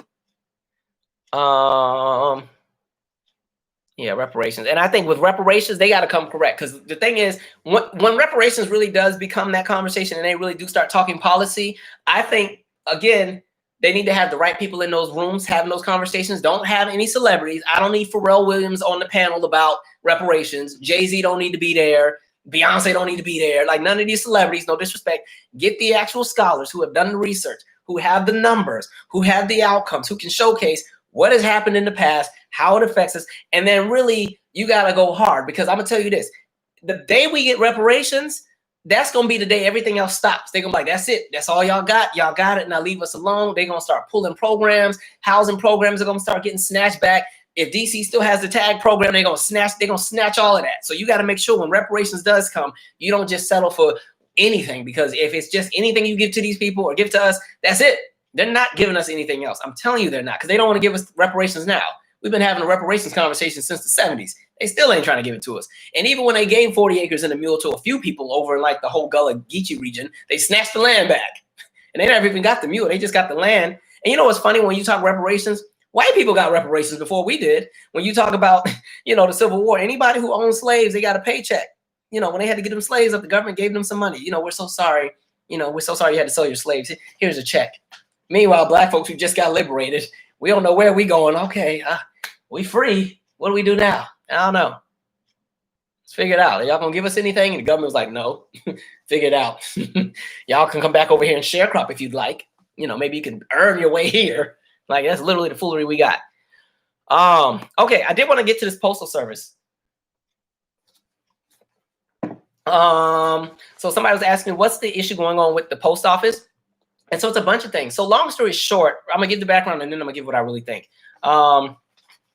So with the post office, as you know, the post office or United States Postal Service is literally the only mailing service that can hit every address in the United States, every single one. Somebody who lives all the way in Fairbanks, Alaska can mail something to Miami and it's gonna get there. Somebody who lives all the way in Sandy Springs, is that in Georgia? I think that's by Savannah. Somebody who lives in Sandy Springs, they can get something mailed all the way over to Shasta, California. Somebody who lives in Montpelier, Vermont can get something shipped over to Truth of Consequences. Is that New Mexico? Remember there was a town in New Mexico named after a game show? I think it's Truth of Consequences, New Mexico. And so back in, I want to say 06, 07, this was under a GOP-led Congress. They decided that, I'll just say how I feel. F that. Real talk. The Postal Service is this. They recognize that if you can privatize the postal industry, you can make a lot of money. I'm talking, you probably can get somebody if somebody can really purchase and privatize that mess, you might have the first trillionaire in the United States if you can privatize the post office. So going back to 06, 07, they pushed this law, and the law was called, I had to write it down because I knew I was going to forget. It was called, what did I write it? Oh, Postal Accountability and Enhancement Act, all right, signed by Bush, right? And so what that meant was that at that point in time, the Postal Service, a lot of it, of course, was being federally funded. But then when that bill was passed, what happened is it required the Postal Service to have enough money for the pensions of their retired employees for the next 75 years, okay? So every employee that they had to have enough saved up for their pensions for every employee for the next 75 years. Now, the issue with that is, this means you're saving for people who don't even exist yet. If this bill was signed in 06, 07, you got people who are not even born yet. They're making pensions for them. And so what that did was it started pulling out all of their money because they were spending $5.6 billion a year just on the pensions. And then they still also had to pay the pensions of the people who they already had on board. In the past, they would normally just, fund the pensions for what was expected to, who was expected to retire in the next handful of years and do it that way. They were fine. There weren't any issues. And in addition to that bill, one of the things they also signed was the fact that the Postal Service could not change or up their prices. Everything had to correlate with what was happening with inflation. And then, of course, we know in 2009, 2008, you have the economic recession. So, of course, prices aren't going anywhere. And so in addition to that, you start to see a shift where, people are doing things a little bit more digitally, where everything doesn't have to be hard copy, because a lot of the things we talk about, even when you talk mail, you're not seeing corporations use the mail service as much anymore because you can just scan things and send it over. You can fax things. You can use Genius Scan. You can do a bunch of different things. And now that we have like the cloud technology or SharePoint or OneDrive, a lot of these companies aren't, doing priority mail to the next office down the street. All that has kind of slowed down. And so literally, the revenue started going down a little bit, and pretty much, what else did I write down? Long story short, they've just been losing a lot of money. And mind you, this was not something that was a business. This was something that was pretty much put into play within the Constitution. It's supposed to be a federally funded program. They're trying to operate it as a business now and hold it to the same standards of a regular business. And so, what were my numbers I wrote down here? They, in recent years, they had a $13 billion loss in revenue. And they currently have a $55 billion debt on top of the $12 billion debt that existed before COVID-19. And they did not get a huge payout with the stimulus or the help they requested like $50+ billion in support. They got 13, or even they didn't get 13. They got 25 or 23, something like that. They didn't get what they asked for. And so pretty much they're trying to gut out the Postal Service and privatize it. That's really what this is about, because if you can privatize it, you can make a bunch of people rich. Then at the same time, COVID happens. You have this election. Crazy man is not trying to get up out of there. And so all of a sudden, the Grandmaster, I'm about to say Grandmaster Flash, but the Grandmaster General, or whatever you would like to call him, of course, is somebody who is aligned with who that's in office and everything. And they start doing all that shady stuff. And you start seeing, the mail processing machines being taken out. You start seeing some of the blue boxes get taken off the streets. And their justification was, well, we're not going to have enough money to stay in operation after September, so we have to cut back. I just find all of that to be very, I see that as a huge coincidence. Right before the election, huh?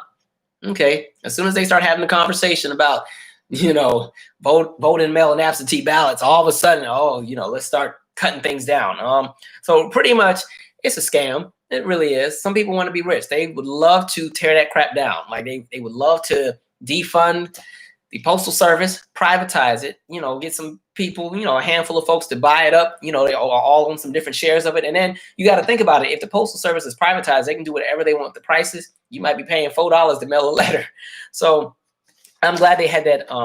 They had a hearing today about it. And so, the guy who's the Grandmaster, whatever you want to call him, he's reversing some of the orders that he put in there, as far as like taking out the processing things, or the processing machines, and some of the blue boxes and everything like that. Because some of the little blue mailboxes, they put locks on them. You couldn't even put the mail in them. I'm like, y'all are trifling. But it's been a setup, and it's kind of something that's been in the running. They thought they could kind of put in the work in 2006, 2007. By the time you get to 2014, 15, 16, they should be running out of money, which they started doing. They started losing a lot of money. And, by the time you get to 2020, 2021, 2022, they should be out of money. Somebody can buy it out, and boom, let's get it. Next thing you know, you're on a yacht. Enjoy. And then all of us over here, it's taking 5 weeks for your letter to get sent. Now all of a sudden it's like the 1800s, people taking the mail by horseback. So yeah, that's that. Postmaster General. All right, let's see where we're at. Did I keep saying Grandmaster? Postmaster General, thank you. I'm talking about Grandmaster. Broken glass everywhere. Where are we at? I'm glad y'all corrected me. See how I can acknowledge I had it wrong. Postmaster General, thank you. Somebody with too much ego would have been cussing y'all out. I said it was Grandmaster. You need to do your research. Where are we at? Greetings from Australia. Oh, okay. Melina Smith. What's up, Australia? I don't even know what time it is over there. I feel like it's the morning. Oh, and then when you talk about USPS, you got to think 40% of the people who work there are Black people and people of color as well. So I'm like, no wonder they have no problem snatching everybody's job. Look who it would affect. You know what I mean? Boom, boom, boom. And thank you, Let Love Rain. UPS did used to be operating in Black. They certainly did before they had to start paying pensions for 75 years out. When have you ever heard of that? That's like saying, that would be like if everybody retired at like age 25, and by 25, you were supposed to have enough money to take care of you for the rest of your life. That's literally the same thing. So me at my nonprofit salary of where I get paid in increments of struggle, I would have to, I'm clearly not 25 anymore. So 7 years ago, I should have been able to have enough money to live until I was at least, close to 80. That would have been the reality. Or not even 80, actually close to 100. I should have had enough saved up by now. That's literally what they've done to the post office. So some foolery. Absolutely stupid. Let's see. Anoimu said, drop off your absentee ballots at your city clerk's office or their drop box in case USPS can't mail your ballots. That's what I was planning to do. I don't trust nobody right now. It's too much foolery. I knew I was going to do absentee, though, because, man, 2016, when I had to stand in that long line for 3 hours just for crazy man to still get in there, I was like, you know what? Let's see. Somebody said, but Mel was supposed to stop in 2020 for the weekend. I did remember seeing that. I know they don't do Sundays. I read about that SE Phipps about Saturdays. I don't think they're doing that right now, though. I don't know, but it's foolery. They're just trying to defund that mess. Somebody said, y'all, we can't talk about family business in front of company. We surely can. I'm telling you. I don't know if that's about the Black business conversation or if that's Tory and Megan. I don't know. But Y'all are still laughing at my grandmaster. All right. Let's see. Who said that? Official Binam Music 88 said, drop it off in the white neighborhood mailbox. I think that's the first time somebody really made me laugh on here. I agree. Look, y'all better go on to that other side of town and drop it off in there. Put a mask on, though. Have a full face mask on, because if they see what you look like, they're going to dig in that box and take it out and throw it away. Okay. Can you talk about the Cuties Netflix trailer? I don't even know what that is. Okay, let me say this. Because I was so busy working on the Brandy thing, because it took like a week to get everything together, I recorded it over the course of 3 days. If you pay attention, like the length of my beard gets like thicker and thicker the further the video gets, and my hair like changes after a few clips. But yeah, I was doing all the Brandy stuff. So like all of last week, I was out of the loop with the news. That's why I didn't do it in the news. But yeah, so I have not even seen that. I don't even know what that is. Cover your arms and wear gloves. I'm telling you. Yep, go drop it straight to the red country and drop it off there. All right. Okay. There's a few other things I did want to cover. Dang, it's already 10:22. We've been here for a good minute, huh? Thank y'all for hanging with me on this Friday. I did not expect anybody to be on here because it's Friday. This is the time y'all can go and live life and do whatever. But yet, here y'all are. I appreciate it. A bunch of stuff. Also, I did want to talk. We talked about it before, but when we talk about Botham Jean, I always say the name wrong. But that was the individual who was shot in their Dallas apartment because Amber Geiger, I think that was the woman's name, went into the wrong apartment drunk, shot him while he was watching TV eating ice cream. And remember, she was sentenced to 10 years. And I had this whole meltdown about people in the Forgiveness Olympics, because during this, you saw the brother, you know, he wanted to give her a hug, which, okay, you have the hug, you know, do what you got to do, I guess. I'm not going to tell you how to mourn, but, you know, he wanted to give her a hug. And then the father was saying, oh, you know, I would love to have her as a friend and to hang out, you know, when she gets out. And then the judge gave her, you know, a Bible. And then the bailiff was helping fix her hair because she was crying because she was going to do 10 years. And I was like, first of all, you know, it was already going to probably be a suspended sentence or something like that. She was probably going to get 5, you know, she'll get sentenced to 10. She'll be out in 5. But now, you know, she's appealing the whole case, which goes back to everything I literally said in my live. And when I did that live, some of y'all were frying me up because y'all were like, your heart is so cold, you know, and they were like, the Bible says this and forgiveness this.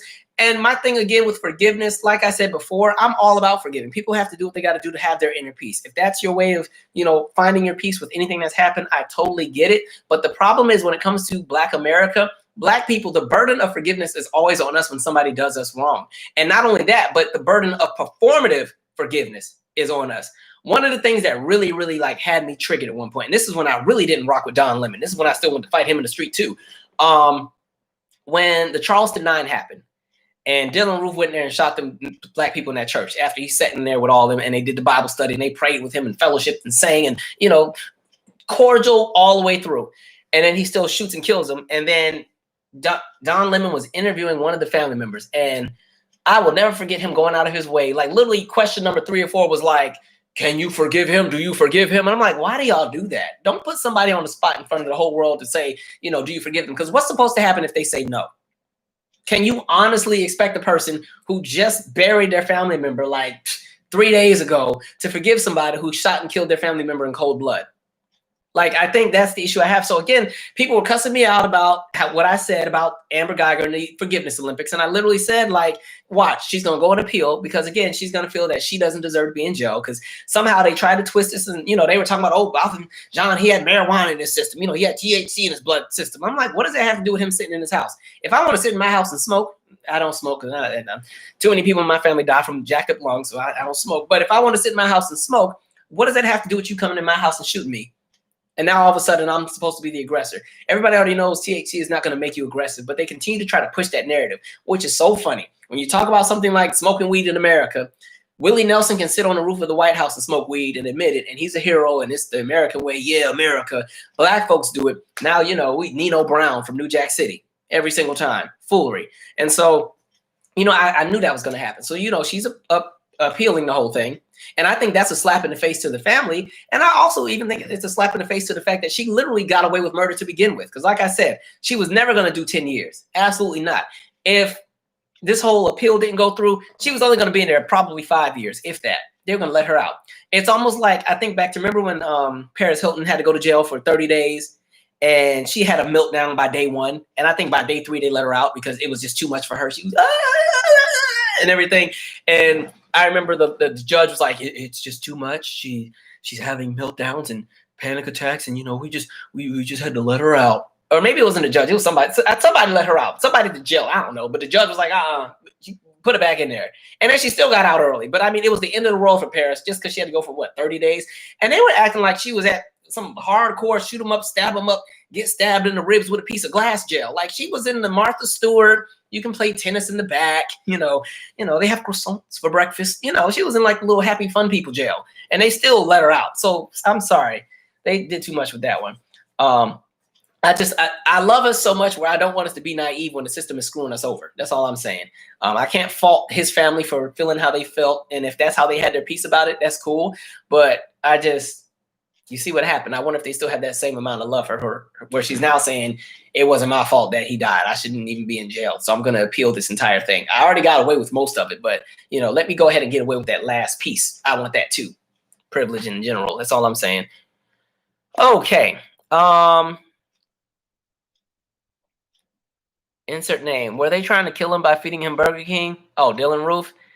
I don't know, because even with Dylan, you know, we just felt bad for the kid. You know, he just done so much. We took him to Burger King and said, hey, you want something to eat? And we took him to get some food. I'm like, dang, y'all getting meals and stuff? Okay. George Floyd couldn't even get no air. Y'all wouldn't even let him get no oxygen. Nope. We know he's saying I can't breathe. And the homeboy saying, well, if you couldn't breathe, you wouldn't be talking. Dylan got Burger King. Got a Whopper. No cheese. Large fries. Foolery. Somebody said, weed don't kill you, fool. I know weed don't kill you, but I don't want the smoke up in my lungs. I ain't taking no chances. That's all I'm saying. Yeah, by the way, weed, you can't overdose on it. It's the one thing that you cannot overdose on, which I find interesting. You're seeing so many people open all these like weed businesses now, but then in some states, people are still being prosecuted. I'm like, yo, everything's all over the place, all over the place. All I'm saying, yeah, somebody said, Emma said, would never happen if the positions were reversed. I'm telling you, if I would accidentally go and shoot my white neighbor down the hall on accident because I walked in the wrong apartment, the way I would have been under the jail, and you know, they would have found this YouTube channel and they would have dug out everything. They would have been playing all kind of sound bites from this channel all day. Now they would have had me looking like shoot 'em up, kill 'em up by the time they convicted me of murder. All right. Serenity Joy said, I still think that she got about both of, is it? I can't remember if it was Botham or both of them on purpose. Whole story is BS. I agree. April S said, forgiveness is a process. Some people they can forgive others quicker than others. It's a journey, and a person wanted that. I totally agree. My issue is that I think collectively, I think we're also sometimes programmed when it comes to anything that white people have ever done to us collectively. We always have to. It's almost like we're supposed to always be the one to extend the hand of love, as Common would say. Remember, Common said, you know, the way to end racism is, you know, extend the hand of love to white people, and that would end racism in the country. And I'm like, why is the burden on us? Like, again, like I said in the Daniel Caesar video, I have no issue with black people in this collective who always are pissed off. I totally understand. You have every right to be. I saw somebody make a comment the other day where they're like, you guys always walk around like you have a chip on your shoulder. We do. Like, everything that's happened, I'm telling you, we are so nice. We are so nice. Even everything that's happened in the last few months, I'm like, that's still Sesame Street compared to what could have happened. And so, again, I just think for us, we're almost conditioned to, you know, let things just be the way they are. You need to move on. It is what it is. It's just the way things have to go. Y'all got to let go of the past. And, you know, it is. So it's like we're conditioned to let everything go, but other groups can hold on to everything. Even watching white people have whole meltdowns over these masks. Like, it's the most interesting thing where I keep seeing these clips. I saw a clip on, I think it was on Baller Alert, where it was the guy, he went in the car, ripped the mask of stupid Democrats. And it's like, dang, just imagine if you were on the other side of Jim Crow. Wow. I mean, you had to wear a mask for, 10 minutes while you were in the grocery store? You know, because you went and bought some Mountain Dew or some crap, and all of a sudden it's just the end of the world. Just imagine being on the other side of Jim Crow. where the answer is no for half the side of town. One whole side of town, the answer was no. Just don't even go over there. You know, a whole sundown town. You got to have a whole green book just to go on a road trip. Meanwhile, y'all got to wear a mask and it's the end of the world around here. Okay. I don't like wearing a mask either, but it is what it is. Let's see. Where are we at? We're going to start winding down a little bit. Common.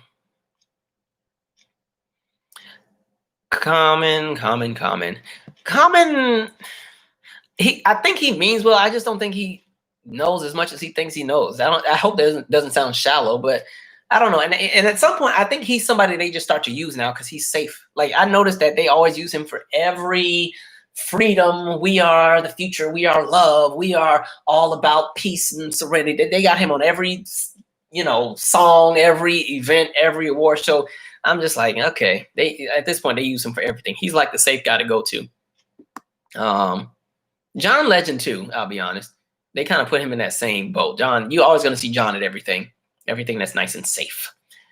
Thank you, Lindsay. Why are black folks forced to clean up a mess they didn't make?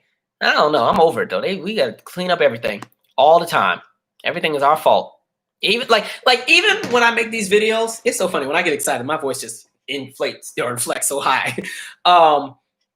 Every video I have that has anything to do with police brutality, racism, structural oppression, systemic racism, anything like that.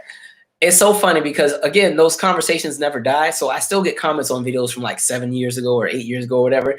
And when the racist folks come in there, or the people who don't understand that race is not about whether you like somebody or not because of how they look, but we're talking race in the context of a system that is screwing people over and benefiting others, they will always jump on here and say stuff like, you guys are making it harder for yourselves. Where are you guys going to take accountability for yourselves?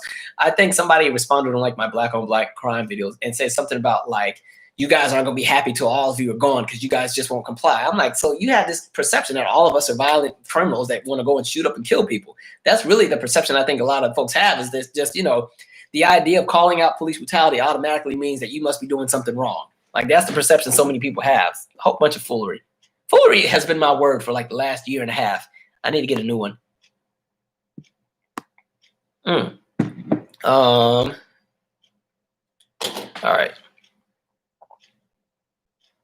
How do you feel about Rep. Maxine Waters not having security, especially when she stopped to check? Especially when she stopped to check on a black man who was being stopped by police. I did see that clip. Kudos to her on that. I feel like Maxine carries, to be honest. I feel like she got a gun in her purse. She ain't worried about nobody. They pick and choose who they want to, protect. I think anybody who's elected can request additional protections. I just don't think Maxine requested it. But Maxine ain't scared of nobody. Damn, how many people being accused of sexual assault this month? God, what are y'all doing over there? Y'all need to stay away. I'm gonna shut up. I ain't saying nothing else. So, done. Woo, the circle some people keep.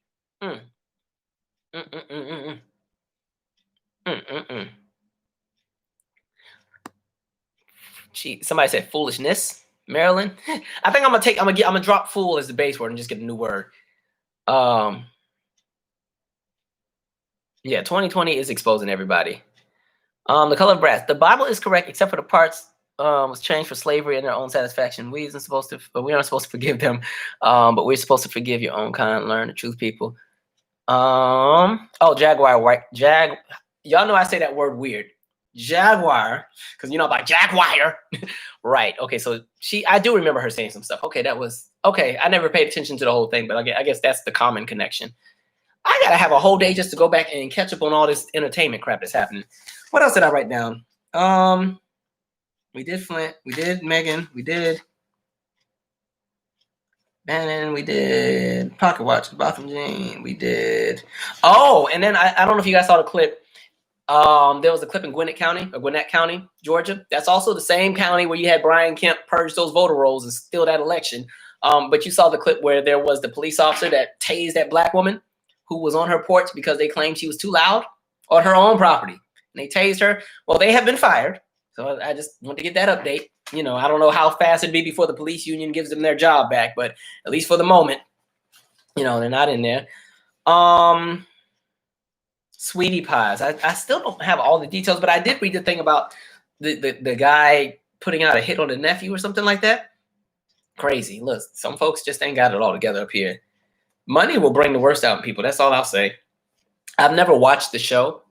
I know it's a show that's on OWN, and I know like the owner used to be an Ikette with Ike and Tina. But crazy. It's crazy if it gets to the point where you're willing to take out your own family over money. Like that's some trifling stuff. You know, but I love my family. Some of them get on my nerves, but I don't have death in my heart to want to take anybody out. Isaiah Washington is the new Isaiah Washington been tripping for years. I don't acknowledge him. He is a clown. Don't have time. He's worse than Terry Crews in my opinion. Terry Crews is just trying to be everybody's friend, and he wants to do the "We Are the World" man in the mirror thing. Isaiah Washington already told y'all he don't even like you Negroes. That's pretty much what he done told us. My Twitter, everything, all of my handles are the same. They're all Gimmieabeat. GIMMIEABEAT. I was about to mess up my spelling for a minute. Goodness. All right, we're gonna start winding down here. I did have trivia planned, but I figured like maybe I should do that on a separate video where we have a live that's a little bit more fun and not so heavy. So I'll save the trivia for a different one. But yeah, Isaiah Washington, he's been on some other stuff for a good minute. He's like a super huge Trump supporter. He loves him some Trump. I'm like, and what I find funny with Isaiah is like, why did America turn their back on him as soon as everything happened with Grey's Anatomy? So I find it funny that would be the same demographic he tries to go back to. Like, I think black people need to recognize, you know, you can shake the table all you want, but at the end of the day, no matter what happens, there's only one collective that is always going to be waiting for you to come home and come to your senses, and we'll cuss you out and everything else. And then depending on where we stand with you, we might let you back into the neighborhood cookout. But like, I don't understand why people keep doing that. Like, people always throw black, you know, people will pretty much try to climb up at the expense of other black people.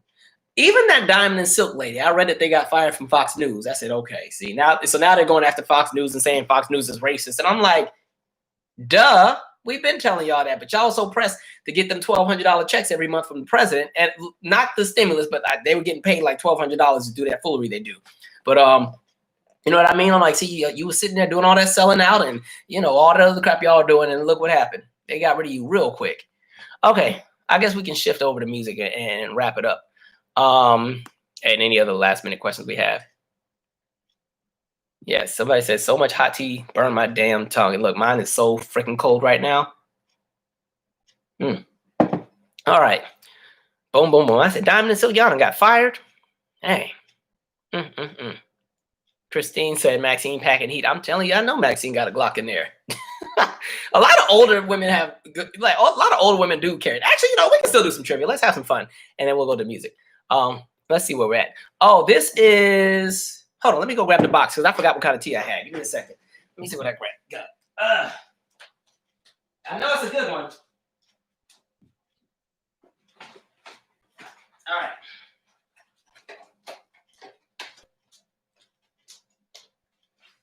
Okay, so this is the one I like. This is my favorite tea in the world. Ginger tea. I think it's probably backwards on your screen, but it's instant ginger. It's from Hansai. It's like this Asian brand, but I always get it at the international market. I like it because it's actual like ginger. Like, it's not ginger flavoring or like a sprinkle of ginger and ain't no kick. Like, I like my ginger tea to like burn my throat almost. I need it to have some kick. You know, because for some reason, I feel like when I'm drinking this, it's burning out the COVID just in case I caught it. It's burning out the COVID. And so I like that tea. That's my favorite one. It's really good if you throw some honey in it. And then it's really good for like your sinuses and stuff. And then even like whenever I'm like recording music or something, that's my go-to tea as well. It just really clears up everything. Because I'm so high up, sometimes my sinuses are all jacked up because I'm so high up. I'm a few floors up. And so being up here makes it like you can't breathe properly. And then you be trying to sing in the microphone and be sounding a freaking mess. So like the ginger tea will kind of help clear up the sinuses, because your only other option is turning on the AC to make the apartment cold. But cold air blowing is horrible for your voice if you're trying to sing. And again, I come from what I call the thin-voiced singers club. And so the last thing I need is for my throat to dry out because I'm going to really sound like crap. Somebody said, do I exercise? I do a little something. The only thing I do is I just make sure I do 100 push-ups before I go to bed every day. I was just trying to build up my chest. It was when I was trying to shoot my album cover. I needed a little chest just to pop up. So I started doing some push-ups. But I don't really have to do a whole lot because my metabolism is still so high. And then I had to start doing sit-ups again because my stomach was trying to turn into a little diet gut for a minute. But once we got into the whole quarantine and I started cooking every day, all that kind of went away. Okay, we'll do a little trivia. Let me see, what questions did I write down for y'all? Let's have some real fun. Okay, so I'll do a celebrity one really quick. Place these celebrities in order from youngest to oldest, okay? These celebrities in order from youngest to oldest. Jay-Z, Drake, Regina Hall, Cam Newton. Again, your options are Jay-Z, Drake, Regina Hall, Cam Newton. Place them in order from youngest to oldest. Let's see who gets it.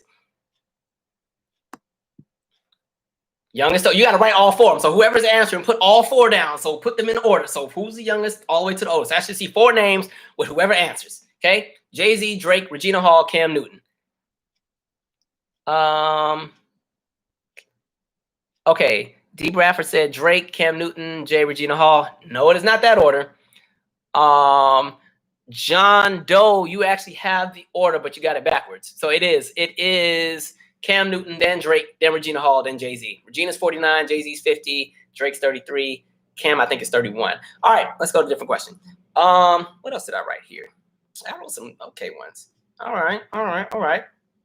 This is kind of a little elementary-ish. All right. What color are a zebra's stripes when they are first born? The color of a zebra's stripes when they are first born. Dang, man, I forgot my thing was going to lapse, so I'm still getting the answer to the first question. Cam Newton, football player. Is that Tanya or Tanya? Tanya? Yes, it is brown. Yep, you got that. Okay.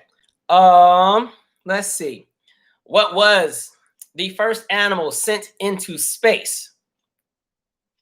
The first animal sent into space.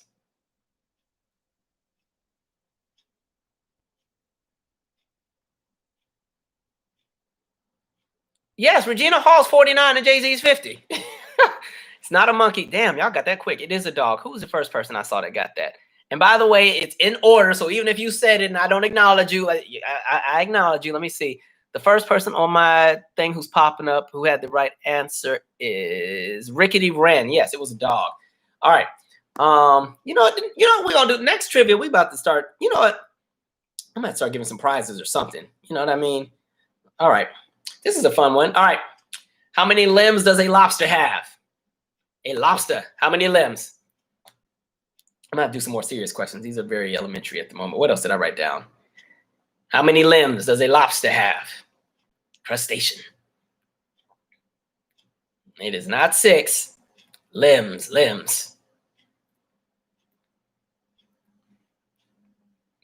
Somebody said 1,000.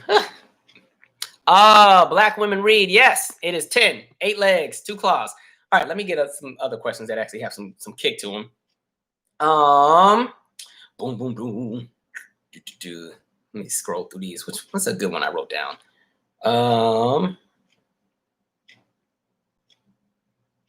Yeah, I wasn't planning to do this today, so I didn't organize my questions. Okay, let's do this one. Oh, actually, never mind. That's for DC people. Take that back. Oh, this would be a fun one. Okay. Legos, the toy, Legos, originated in what country? Legos, those wonderful blocks that you can stack together. What country?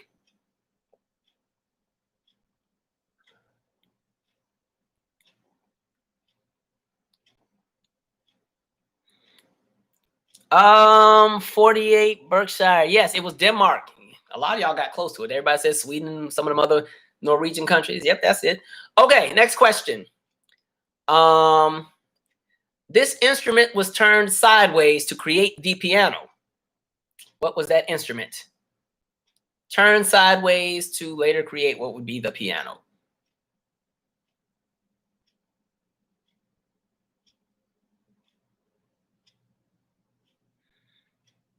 Somebody said the guitar. It's not the guitar, but that's close. Boom. Julius got that. It was the harp. Let's see here. Dang, I really wish I wrote more of my questions. These are all out of order, man. Damn. Oh, this would be fun. Okay. Place this candy in order from most popular to least popular on Halloween. All right. Most popular to least popular on Halloween. All right. Your choices are M&M's, Reese's Peanut Butter Cups, Snickers, and Skittles. Place them in order from the most popular to least popular on Halloween. So I should see 4 different answers. Look, I sound like a teacher. I should see 4 different answers on your papers, children. I know you didn't say candy corn, Francine. You know that candy nasty. That's all. You want to stress somebody out, give them candy corn or peppermint on Halloween. That'll be a fight right there. Okay, again, your choices: Skittles, Snickers, M&M's, Reese's Peanut Butter Cups. Oh, let me scroll. Y'all moving fast. Oh, somebody was up. Tanya, you were almost close. Dang.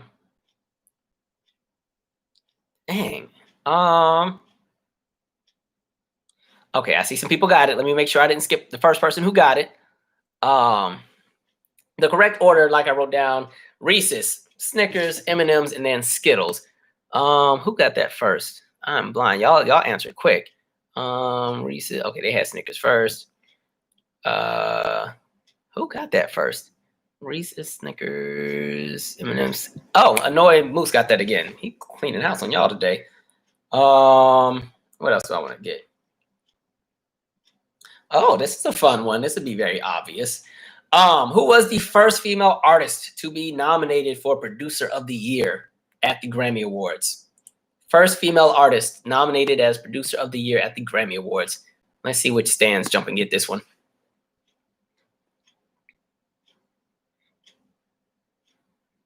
NP, yes, it was Janet for Rhythm Nation. See, y'all be trying to always take away her credit because y'all don't think she's that great of a singer, but y'all forgot. She pretty much wrote and produced half that album. She played the keyboards on the Rhythm Nation album. All right. Let's see. Let's do one more and then we'll answer some other questions. All right, this will be in the US. So place these cities in order from the largest to smallest based on population. Jimmy Jam and Terry Lewis still were the production, but it was a production team. So the 3 of them. So that's why she got her credit. And then like a song like Black Cat, she did on her own. Like she wrote the whole song and came up with the guitar riff, and then she worked with Jelly Bean on it. And so that's why they gave her credit, because she had the credits on all the songs on Rhythm Nation.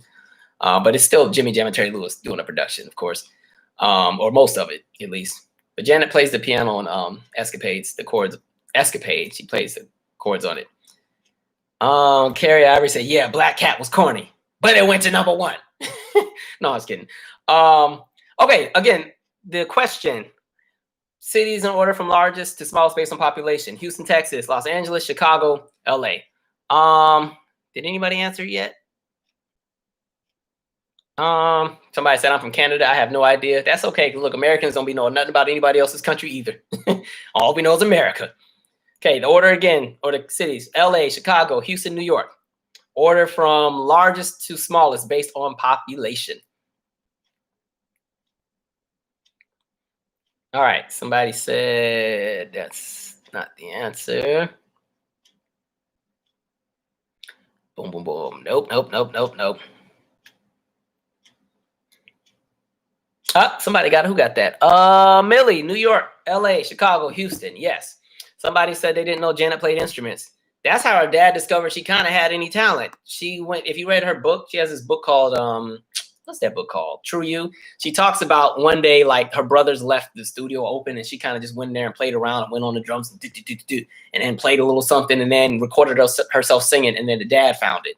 And he's like, "Oh, that's it. You're going to be a singer." And then he put her over there at A&M and said, "She's a Jackson. She sings, sign her." And she got signed without even having an audition. There are some privileges to coming out of a musical family, but and it was funny because she didn't even want to do it either. She was like, "I am not trying to sing. I don't want to do that." But I guess it paid off in the end. Okay, let's wrap up. We'll do some last minute questions here. I'll have a better trivia for you guys next time. I wasn't planning to do it today. And we'll have some prizes on the next one. I got to start giving y'all stuff or giving stuff away because I feel like y'all are always like supporting and paying and giving donations. So I need to help you guys out too. So Loved your Brandy video. Are you planning on doing a review of her new album? I talked about it in the last In the News. Like I said, I like the album. It's a little different. Mainly because I'm so obsessed with like up tempos and high energy songs. I still like the album. I like the lyrics. Some of my favorites on there, Borderline, Rather Be. Lately, it's been the No Tomorrow song. I've been playing that one a lot. Let's see. What do you think of Mariah's new song? Is that the one with Lauryn Hill, the Lauryn Hill sample? It was all right. If that's the one y'all talking about, I thought it was okay. Francine said, I like it, but I don't love it. I'm still on a journey with it as well. But I know that I think what makes me like it is the effort that I hear in the production, you know, and then the effort that goes into vocals. As somebody who's now done 2 albums, I recognize vocals are a lot of work, especially she does a lot of layering. So it's a lot of work. Raywin, what's up, Raywin? He said, get his hardcover, should be on the Grammy for, well, thank you. They're not going to nominate me for a Grammy, though. My album's been out too long. It came out in May of 2019, and I'm not eligible. And I'm also not signed. So that kind of kills the conversation. What else? Why do you think that EDM will make a dominant comeback in Billboard Hot 100 chart? And do you think that hip-hop will continue to dominate Billboard Hot 100? Yeah, hip-hop's always going to dominate for at least the next 10 years. EDM will make EDM works in cycles, and it always changes form and changes name all the time. EDM, and real talk, EDM is just an extension of house and dance music, which was an extension of disco. And so people are always going to want something with a high BPM that's something that people can dance to. So that sound will always make a return. Like, so, you know, disco was a good peak. And then you had 80s funk, which kind of had that same energy. And then it was kind of a downward spiral. And then you had house music. And that was my favorite element of all of that. Like that house music from probably 87 to about 92, 93. Those are some gems. So like I like the very commercial house stuff. I know like the real good stuff that came out of like Chicago and Detroit is a little bit different, but you know, like the stuff like a Crystal Waters or Black Box or who else had some good stuff? 10 City, you know, I like all of those. And then of course, I think it goes on another decline, and it had a huge resurgence around like 08, 09, and then it kind of evolved and changed into something by 2011, 2012, and then it died out, and now it's back. You know, I just think it kind of, everything works in cycles. Somebody said, can't wait for the Mariah Carey book. I actually do want to hear that. I want to see how terrible Tommy Mottola was to her. Thank you, Tierra Hicks. I appreciate it. Somebody said ABBA. ABBA was before my time. So the only songs of ABBA I would know would be like the super, super popular Dancing Queen, Mamma Mia. Those are like the only 2 ABBA songs I think I would know.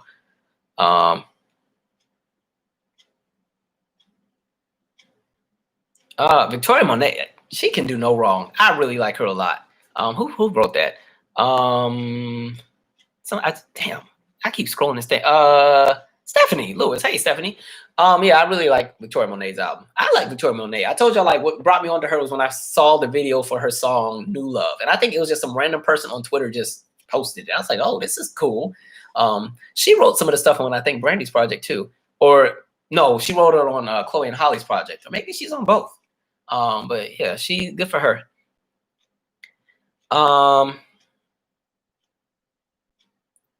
Carrie Lucas, the singer, Dance With You. Is that the girl that has the video with Chris Brown? I don't know if that's her or not. I think that's her. I don't know. Somebody said I'm waiting on the next Bruno Mars album. As much of a hard time as I give Bruno, I really did enjoy the last album. I was happy somebody gave me some up tempos and gave me some vocals. Okay, happy birthday, Ray Wynn. He will be 48 tomorrow. Happy you are still with us. Melina Smith said, is Prince's legacy strong in the USA? It is, but I think a lot of people were very silent on Prince until after he passed. But I think Prince has always been somebody appreciated. I think with Prince, because he wasn't so pressed about being commercial, especially after him and Warner Brothers fell out and it really kind of just became about the music, I don't think he was as pressed to have the same commercial legacy. I think the legacy that he wanted was his live shows. And I think even when you think about like an album like Come, and how I think it's the Most Beautiful Girl in the World on the Come album. I think it's on that album. But he had the song Most Beautiful Girl in the World. Huge hit, especially on the R&B charts. And then the album that it was supposed to come on didn't or the album that they were supposed to be on didn't come out for like a year and a half, almost 2 years later, because he was fighting with the label and he came out with like 2 other projects, and he came out with like 3 projects all around the same time. And then, finally here comes the Come album with Most Beautiful Girl in the World. But at that point, the song was old, but he didn't care. He was like, the project is not coming out until it's how I want it to be, so on and so forth. But no, Prince, I think, has a great legacy. And I think people really started to appreciate him after he died. He was already appreciated beforehand, especially after that Super Bowl. And I think people, even that Grammy performance with Beyonce, I think was a good one too. People have always loved Prince. And thank you, John Doe. Prince also became pro-Black, which turned off the mainstream. Once you start having too much of an opinion, you start seeing things, it's a wrap. He was always somebody that was definitely also like reaching out to other entertainers and telling them conversations about like owning their masters, their publishing, their royalties, everything like that. He's always been one to kind of keep it real with folks and give people, a warning about what was. Let's see. Thanks, Calvin, for turning me on to Anderson .Paak. Oh yes, Anderson is always dope. Always dope. Let's see what we had. Oh, The Gold Experience. Thank you, Violet Blue. I could not remember the album. Prince has so many. I get lost in the shuffle sometimes. He got like 850,000 albums and still be coming out with them. The Gold Experience. Thank y'all. I'm glad y'all caught that. Prince ain't having it. Prince was a musical genius and the king of shade. Yes, he said my mic was on. Let's see. Oh, yes, Cadre. Prince's Sign of the Times Super Deluxe Edition will be $160. 9 discs. I don't know when it comes out. I think it comes out in September. I'm looking forward to that. I don't know if I'm about to pay $160 at the moment. I might just have to play the original Sign of the Times and keep it and ease into Prince. I'm like, dang. Let's see. Today is Chuck Brown's birthday. It is? Let me see. Which date do I have mixed up? Chuck Brown. Chuck Brown. You're right. August 20th. Oh, okay. So don't laugh at me, but this is what I keep getting mixed up. So August 22nd, 2 things. August 22nd is the day I started my job. But his birthday was May 16th. I always mix up his birthday because he and Janet had the same birthday. So I remember that's what I mixed. But yeah, Chuck Brown. Kind of sad that he's not here with us anymore either. He's totally a legend in DC. I only saw him live twice. Once was at Howard Homecoming, and then I saw him once. It was like a DC event. But yeah, Chuck Brown. I even like Chuck Brown's gospel music. I always like what's the song I like? I like his go-go version of like "Can't Nobody Do Me Like Jesus." I like the second half of that song when they get into that pocket. I'm like, okay, and when the Sopranos on there, he's my friend, yeah. I'm like, okay, all right. They don't sound like that. I'm being dramatic, but are we still talking about that Cardi and Megan song? It's gonna be funny. The funny thing is gonna be when all of us are like much older and like Megan and Cardi and all them are like 70 and 80 and they gotta perform these songs.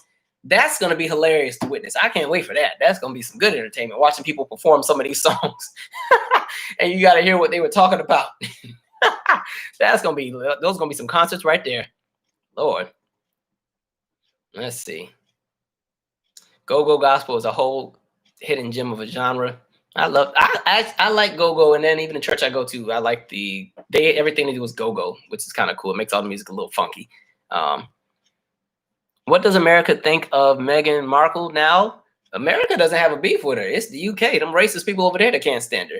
I personally have never really been interested in the royals. I don't follow them like that. I mean, Princess Diana, I have, sympathy for, but the royals, they just got too much blood on their hands for me to ever acknowledge. I'm like, y'all, I would not want to come out of that family. Lord, that line to hell for some of them. My God. But yeah, the U.S., we ain't got a problem with Meghan. We rock with Meghan. We was like, all right, she done got Prince Charles up out of there. He said he's had enough. I'm so mad I never got to see Prince live, Marty 1003. I never got to see Prince live. And I was so mad because he announced these last minute shows in 2015 and they sold out so fast. And I was like, oh, it's okay. I'll catch him next time. And then he's not even here anymore. That's one of the things that kills me. Some of my faves I never got to see live. I never got to see Whitney live, but I did get to at least be in the room with her because I was at BET Honors in 2010. I never got to see Michael live. When he came to the Tacoma Dome for, I think it was the Bad Tour. I wasn't born anyway, but my dad was supposed to go, but he canceled because he had laryngitis. And I don't think he came. He never made it to the U.S. for the Dangerous Tour, I don't think. Yeah, I never got to see any of them live. I never saw Whitney, never saw Prince, never saw Michael. That's probably why I latched on to like Janet so hard, because I'm like, she's like my last one I got left. Let me see. I never got to see Luther. You know, because he died when I was still a teenager, and then like the area that I live in is not really an area that a lot of R&B artists would come to tour. Seattle was never really that place to be until a few years ago. A lot of times our city would get skipped. You'd have to go to like the Bay Area to see some of these people. Sometimes. Are you excited for Tony's new albums? Spell my name. What do you think for first singles? Do it. Yo, Tony's new video with Tony there doing a little choreography. I was like, oh, Tony, y'all know I'm a sucker. If somebody can do a little two-step, then you have won me over. I hope it's better than the last album. I wasn't too crazy over Tony's last album. I did like the song My Heart, and I did like a few of the songs. I was just mad that it was only 8 songs, and then we had already heard 3 of them before it came out, so it was like you only really got to hear 5 new songs. So I was a little salty. But Tony's another one I really appreciate. I've seen her live too. She has a really fun show. Me and some coworkers went and saw Tony in 2014. And it's funny because, you know, Tony brings people on the stage. And man, she was doing another Sad Love song, and she was trying to have people get to the stage. And I was fighting and clawing to get over there. I could not get over there fast enough. And right when I got to the stage, security, we've already reached our max. Nope, go on back to your seat. Like, whatever. I was ready too. I did like the album with Babyface. You're right, Nisha. That was a good album. I really enjoyed the song. Actually, I like most of that album. I wish Sweat would have been a single because I absolutely love that song. I would have released Sweat over Roller Coaster, probably even over Hurt You. But I like the song The D Word. That was a really good song too. I enjoyed that. I love Tony, man. Tony's dope. I wish we would have had a concert DVD. Like, I wish she would have done a concert DVD for either the Secrets tour or even when she went on tour for Libra, because I heard that show in 05 was really good, the Libra tour. Dang, I wish she would have had one then. It's cool if she comes out with one now, but you know, she doesn't sing the same way. Like, for her health, she has to be careful with how she sings, so she can't push herself the same way anymore. So a lot of times she's still hitting the notes and stuff, but it's a different experience. She will still give you a really good show, and she's also an artist that like actually talks to the audience and engages. She's not as programmed, but you know, I would have loved to have a DVD from Tony back then. I wish Jodeci had a concert DVD, and if they have one, I don't know about one. I would definitely enjoy that too. I want to hear all the squalling. Almost saw the Temptations, then COVID canceled that show. Speaking of the Temptations, so I was trying to be fancy, and I was trying to get like some personality glasses. I was like, oh, I want to get some. So I ordered some on Amazon. These stupid things, and I got them right here. These stupid things are so big and so bulky and heavy. And now I look like David Ruffin when I put these things on. I was like, what the heck? Nobody coming to see you, Otis. Like, I should wear these the rest of the video. I was so pissed I bought these stupid things, but I'm going to keep them just because I don't think I'm ever going to wear these anywhere. But a mullet said you tricked us with that old photo. I was just seeing if anybody was paying attention. I was like, let me have some fun and see what's happening. All right, I'm going to just keep these glasses on the rest of the video. Look, y'all can see my screen now. I was trying to look all sophisticated. This is how big my daddy's glasses used to be when I was little. I was like, dang, Dad, come on. Because my dad couldn't see nothing. And then he put them, be looking. When you be talking that, like you say something you were supposed to say, he looked at you. I'm like, okay, my bad. I feel like I look like Lil Daryl. Remember when Ricky Smiley on BT? When he used to do Lil Daryl? I was like, okay. So I can't even wear these big old giant things. And they're heavy. It's like it's wearing my head down. Like, dang. It's like if you mix a Chihuahua and a Pit Bull or a Rottweiler, and it's like a Rottweiler head on a Pit Bull body or a Rottweiler head on a Chihuahua body. Just heavy. I'm going to keep these on for a minute. Y'all stop laughing. Y'all supposed to be supportive. I knew y'all was fake. Somebody said Urkel. I'm going to keep these on. I look like a black professor. See, somebody, thank you, Melina. See, trying to look sophisticated. This thing has such a glare on it. Y'all can't even see my eyes. Lord. All right. These are really awesome David Ruffin glasses. I'm David Ruffin. These are the Temptations. All right. What is the next genre of music Wait, I can't even see what these things on. What is the next dominant genre for the Billboard 100 chart in 2022 and the year other than EDM and hip hop? I don't know, because COVID has totally changed everything. So I don't know what people are going to do. I think right now it's an open door for anybody. R&B, I think, has had a really great last 2 years. Maybe not commercially, but well, I'll say even commercially, because the things have shifted and we're now in the streaming era and album sales are kind of out of the window with streaming. You know, I always give streaming a hard time, but the one thing that does work with streaming is you can kind of see, you know, what the numbers are, how many people are listening, and people have more access. But the downside, again, you have like stream farms and stuff, so the numbers are always cooked. But I really don't know. I think it's an open door for anybody right now. It's just who's the most creative, who can do something that's not already been done. Okay, these are hurting my eyes. Let me put on my other glasses. These are from the music video. All right. Now I look like I came out of 1992. These only look good with a hat on. Actually, you know who I look like? I look like Dionne Warwick. This how she be looking when she be talking trash. Lord. All right. Actually, I like the other ones more. I'm gonna put the heavy things back on. Okay. I'm gonna wear them down here.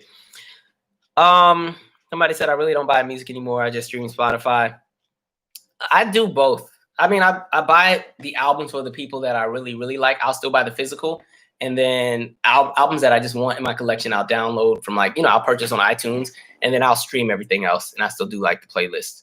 Actually, these don't look that bad. I might be able to do something with these. I might. Let's see. Mainstream R&B is a bit redundant with the monotone singing. I totally agree. And auto-tune. It's time for someone to break through again and shake things up. Bruno can't do it by himself. I just want some up-tempos. I don't understand why everybody wants to be in this mellow pocket forever. I'm like, how long are we going to stay in this crap? You know, I know it's terrible times, and I know everybody's down and out. Dang, man. Sometimes folks want something they can crank to when they clean in the house on Saturday. You know? Because listen, if I'm me, I think I said this on the last slide. When I be cleaning up on the weekend, I start off with a New Jack swing party. It'd be lit in here. I'd be over here footworking and dancing all around the place. It'd be taking 4 hours to clean one room. And then by the time I'm tired and then cleaned up and out of breath, then I go to like all the R&B crooners, and that's when I put on like the Casey and the JoJo and the Boys the Men and Jodeci and the Faith Evans and the Mary J. Blige, all the singers. I put all of that on. And after I get out of that pocket, then I go back to the old school. But it's like the smooth old school. So I go to like the Brothers Johnson, Minnie Riperton, type of like Back Down Memory Lane, Minnie Riperton, Leon Ware, who else? Johnny Taylor, who's making love to your old lady. Like I do all that, played all that. So yeah, but all this new stuff, I'll be like, it's cool. It's just, it all sounds the same. You'd be giving you the same energy all day. Man. Listen, these glasses, I'm gonna start rocking these. I put these headphones on, I really be cranking it. Like, man, I start looking all artistic. All right. See, I'm playing the role now. Let's see. My 4-year-old is a Dionne stan. We listen to her every day. Okay, Dionne. I finally got into Dionne because I used to always say that I wasn't really familiar with her because she was so much more, I'm not going to say pop, but, you know, they kind of put her in front of a lot of white audiences. I was never always as familiar with her work. So I kind of went and did my own research. I was like, actually, Dionne used to get it in. And Dionne actually like sings too. Like, I don't think she gets enough credit for her vocal abilities. I gotta look a little bit more artsy. You might say you're a straight music head like me. Yeah, I'm telling you, that's all I be talking about all day. By the way, I told you guys I have new playlists that I added to the channel. So when you go to the description, I have 4 new playlists, or 4 playlists. There's the Calvin's R&B Gems, which is not even really a playlist. It's literally an entire library because it's like 2,000 plus songs. It's R&B songs from the 70s through the present. I got to update it a little bit more and put some more of the new stuff on there. And so it goes everywhere. It's really kind of for people to just kind of dig through and find the songs they like and then add to their own playlist if it's just songs you forgot about. But if you want to play it on shuffle, go ahead. But it's going to take you everywhere. You might be playing like Karen White Romantic, and then the next thing you know, you're playing Joe Emergency Room. So it kind of goes everywhere. And then I have a playlist, Calvin's R&B Wind Down, which is like nice, smooth R&B gems that kind of, you know, they had a nice little vibe to them. And then there's the Calvin's Cool Down Party. That's for if you're stressed out, whole lot's going on in life. You just need some music to make you feel a little better, but not make you turn up too much. And then I have a 70s and 80s funk playlist. I'm about to make a New Jack Swing one as well, but I'll probably upload that later. All right. We're about to wrap up. We've been on here for 2 hours, y'all. We cranking today, huh? Do you listen to Latin music? Bachata. Romeo Santos, Don Omar are good. I have to get a little bit more into it. There is a song I absolutely love. I forgot what it's called though. The only like other than Selena and a little bit of Jenny Rivera and I mean those are the main two.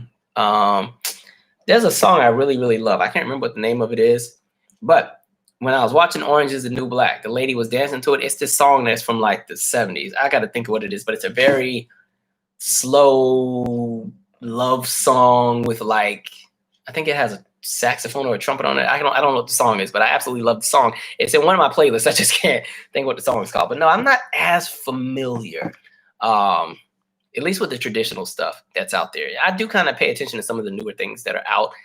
But a lot of the newer music is more like the reggaeton and all that. It's a little bit more centered around like what people are doing in America. But as far as stuff that's, you know, rooted in what's happening like in Brazil, like with Brazilian jazz or anything like that, I'm a little out of the loop.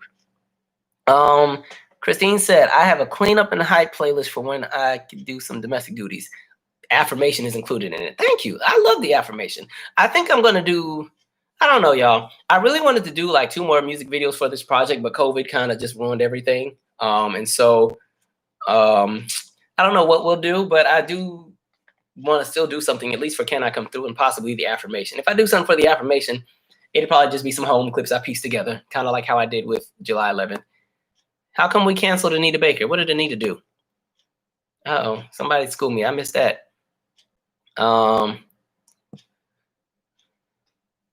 Portuguese, is it that? I don't know. Dr. Buzzard and Savannah Band is what you were talking about, Calvin. Okay, well, somebody got it. Karen White is a realtor? Okay, listen, people got to do what they got to do. I ain't mad at her. Do what you got to do. Praise music. Now, I do play a lot of gospel. I'd be talking all that trash, but I be having the gospel cranking all the time. Let's see.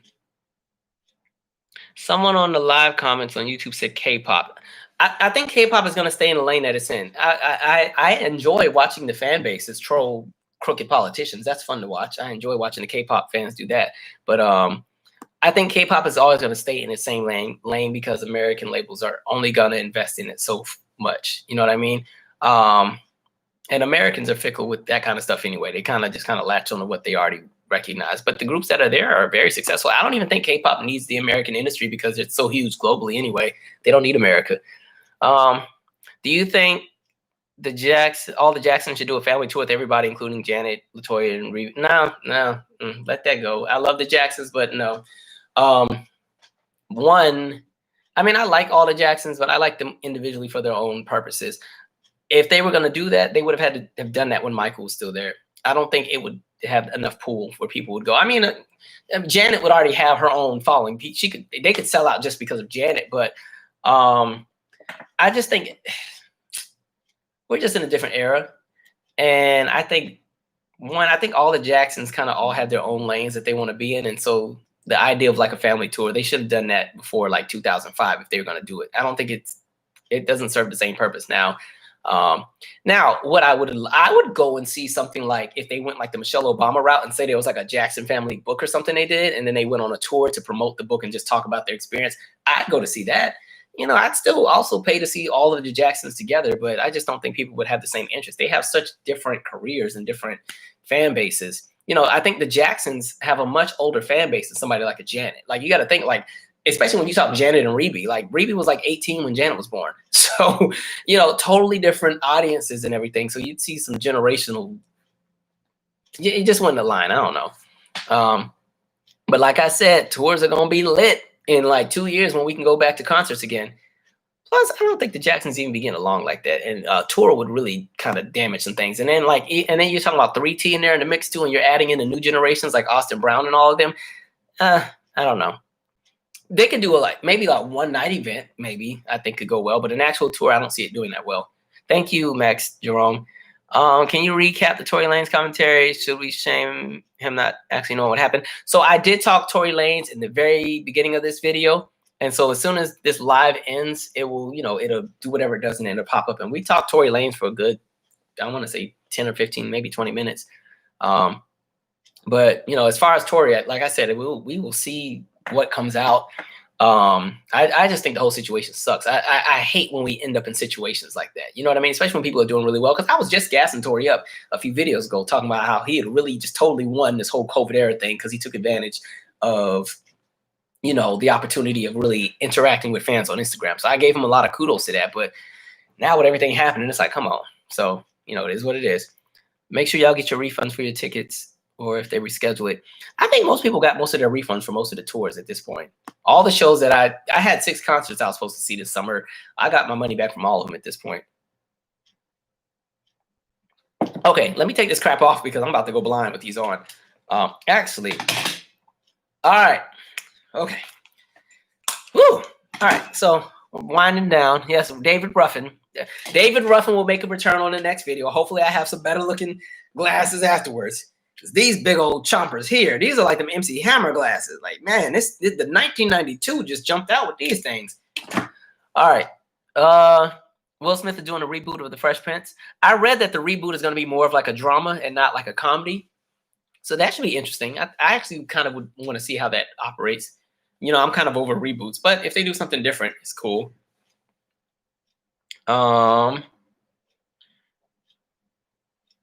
Did you see Stella Marley's Instagram about how Lauryn Hill used to whoop them? Everybody's going through it. I did not. I'm guessing that's her daughter. Yeah, I didn't see that. Somebody said African music.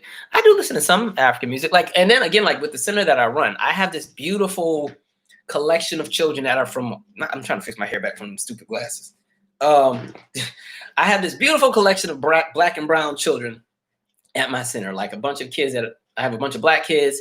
I have a bunch of kids that are West African as well, a few kids from the Caribbean. And so it's kind of cool because you have this just beautiful melting pot of just black babies all around. And so there's a lot of Afrobeat and stuff that's played. So like Wanda Cole, P Square. And the interesting thing is like a lot of songs that get like super popular on the radio, by the time they get to the radio, I've already heard them a million times because my families and the kids I work with, they played them so much. It's like, dang. So sometimes when I hear Afrobeat, I'll be like turning it off because I'm like, I already heard this too much. So when that, what was that song that used to be on the radio a lot? Dang. I don't want to sing it because I don't know how it goes, but it's the guy that's doing like, I hate. I don't know what he's saying, but that song, whatever it was, the way I used to skip that when it came on the radio. Yeah. Let's see.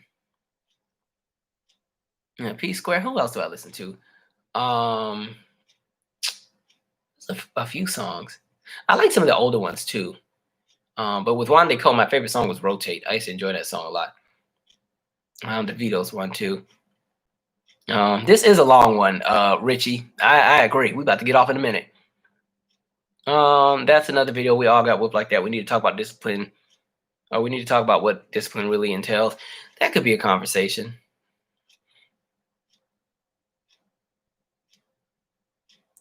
The Wailers. Are you talking about Bob Marley's The Wailers? Simmer Down? Is that who you're talking about? If that's who we're talking about, yes, love them. If that's the right group. What are we talking about? Like, how does that show only get half the seasons and then the show completely ripped it off? I don't know what that's about. Do I like Dua Lipa? She's okay. I do like a little bit of energetic music. She's not my go-to, but I think her music is fun. I think the project that she just came out with I like that one more than the previous one. Yeah, Burna Boy is okay. It's all right. Burna Boy isn't my go-to, but Burna Boy is all right. I talked about Black is King on the last In the News. I did like the visuals, and I like the song My Power. You never answered about New Edition. What was the question on New Edition? I don't know what that question was. Let me scroll up. Actually, just ask it again because there's only like 3 comments on here, so I'll actually see it if you ask it right now. Somebody said, what about New Edition? I need Chronics in my music library. I will gladly check them out. Did you hear the rumor that Stevie Wonder is having kidney failure and on dialysis? I knew he was on dialysis now, and I remember he stopped touring last year for his health. I didn't hear about kidney failure though. But prayers to Stevie Wonder. He's another favorite. He's somebody I've seen a lot of times in concert. I've seen Stevie like 4 times. Man. So I hope Stevie's fine. That'll break that. Whew, I might have to take off work if something happened to Stevie. I'm not gonna put it out there, but there's a handful of artists where when their time comes, I just know I'm gonna call out of work that day. I won't even be able to concentrate.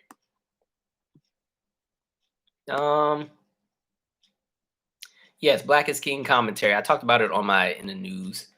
And pretty much the main thing I said was that it would be cool to see if other artists could get the same kind of support and backing for their projects. Like with Beyonce, because she's been so successful, she at this point she's in a place in her career where she can do whatever she wants. The funding is there to do it. And so no is not really an answer for her, but it would be really cool if additional artists could have that same opportunity. But again, Beyonce's already put in her 20 years, so that's why she can do that. But I would love to see other artists have that same kind of support from the labels, even though I think this more so seems like something Beyonce self-funded, but it would be really cool to see other artists be able to really do what we've seen, mainly because, like I said, when people come out with these projects and everything, as far as their albums, they have such a huge vision for them. But by the time they get through the politics of the record label and the industry and yes and no and what you can't do, a lot of projects don't get the full rollout. They don't get the videos they wanted. It's a lot. And I really be putting myself in this. And as someone who has released 2 albums can tell you, like, that crap is expensive. And so you have these big visions for your projects. And then you get on the first part of the project, you're like, dang, okay, well, let me chop this down. So we ain't going to do all that. Because I had all kind of visions. I remember when I was doing my first album, one of my good friends was like, you should do something where it's like you do a whole movie and you do like 4 or 5 of your songs. I was like, yeah, it's about to be lit. Man, I was like, okay, actually, you know what? I saw the price. No, we good. Let's calm down. We ain't doing that. And then I was like, at least let's get one video for the new album. Let's get one for this one. So I got that video out. And like I said, that process was hell on earth. Still want to fight a few people over that. I would still like to do at least hopefully one more video for this album. I don't think it's going to happen though. But, it is what it is. Yes, my favorite Stevie Wonder song is also Never Dreamed You'd Leave in the Summer. Good job, Chocolate Me 91. It's a very sad song though. And I'm so dramatic. Cause I don't know, when my father passed, that was the main song I was playing. Then I go look in the mirror and look all depressed. I don't know if you're one of those people that watches yourself cry in the mirror. But all right, we're gonna wind down in a minute because I'm about to go and enjoy that ice cream I was talking about, and I'm gonna catch up on a few shows that I'm missing. And then again, like I said, the next podcast episode is out tomorrow night. Let's see, what else do we have going? I'm looking for that new edition question. Hold on, let me go back up because I said I was gonna answer it. New edition. Ah, dang, I am blind, man. Either I'm blind or them glasses that messed me up. It'll pop back up to me. Dang. Oh, do I like them? Oh, I like New Edition, yeah. Let me see. Favorite New Edition songs. Can You Stand the Rain is an obvious one. I like She's Dope, the remix version that they did the music video for. That's a favorite. You're Not My Kind of Girl is a good one. I also like all their solo endeavors too. I really like Ralph Tresvant's When I Need Someone. I love that song, and Sensitivity as well. And Money Can't Buy Love. Johnny Gill's Fair Weather Friend. My, even though everybody and their mom used to sing it on Showtime at the Apollo and not do a good job of it. Who else? Bobby Brown, of course, has a bunch of gems. We could spend all day on Bobby Brown's catalog. And Belle Biv DeVoe, like I think I already talked about. I like all of New Edition. And I still think that series they did on BET was really well put together. That's why I'm excited for what BET is doing with Uptown Records. I'm hoping it's along the same lines of the New Edition. They did a very good job on that. Everybody killed it. Coconut ice cream flavor is too strong. If you get that Talenti little coconut almond chocolate thing, yo, I be eating that thing. That thing's good. I like coconut though. So somebody said, Chefman said, I put on sad songs when I cry just to cry harder. I don't know. I like to cry. I just never cry. So when I do cry, it's almost like a gift. I'm like, oh, let me enjoy this. Because I said this in one of my podcasts. Like, I've never been a crier until a few years ago. Like, from my teenage years, from the time that I was like 13 until I was like 22, I never cried.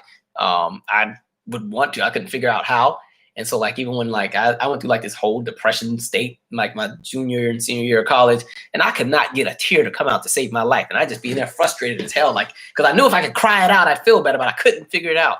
I didn't start crying or being able to cry again until my grandma died and I graduated from Howard all in the same weekend. That was like just... And then I think working with kids helped me to have a more empathetic like spirit and energy. So now I'm not a crybaby or nothing, but everything makes me tear up now. I'd be like all over the place. I just saw this clip on Twitter where it was this dad dropping his son off at college, like this black dad and his black son. The dad was boo-hooing, like it was killing him to let the son go. And I'm in there like, oh, I'm gonna hold it together because all right, oh, this is deep.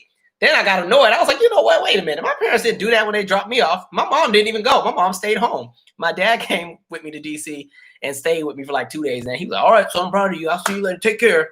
And I was like, ain't nobody crying for me. I was like, bye. But no, I don't think anything is wrong crying. I think grown men should be able to cry. Just don't be crying every 5 minutes about everything. But like, yeah, you got to get that out. Because when you sit there and you hold all that in, that's why all these folks be punching walls now, trying to hold on to all that energy. It's not good to keep all that on the inside. It will tear you up later down the line. Let's see. New Edition could do a verses with themselves as the original ones, then with Johnny Gill, then with Bobby and John. Oh yeah, we'd be here all day with all that.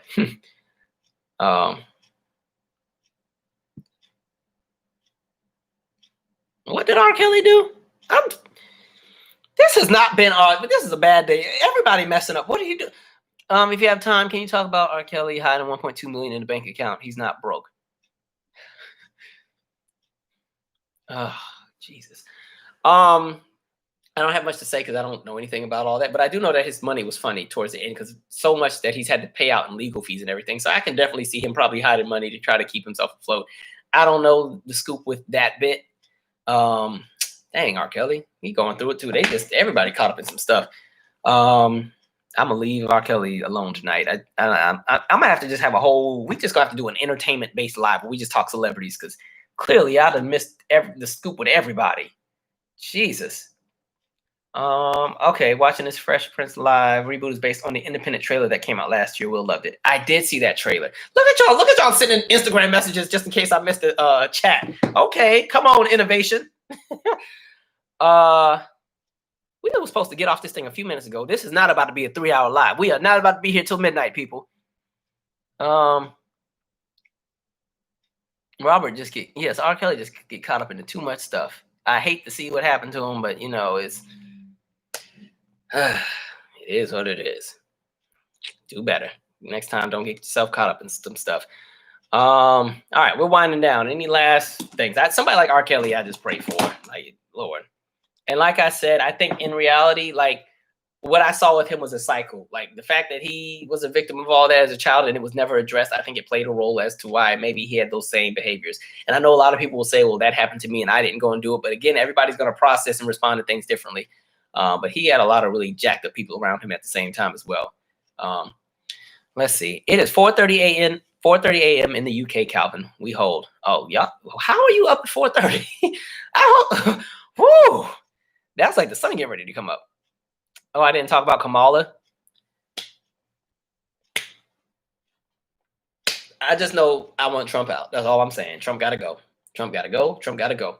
I want to go back and do some more additional research on Kamala because what I will say is I do see a lot of things where there's a lot of statements coming out about Kamala that are not necessarily true. I still have a lot of concerns and issues with Kamala, but at the same time, I want to go back and make sure that my viewpoint is set in the right spacing. But at the same time, I'm also Crazy Man is getting out. I'm not playing around. Sorry. Crazy Man got to go.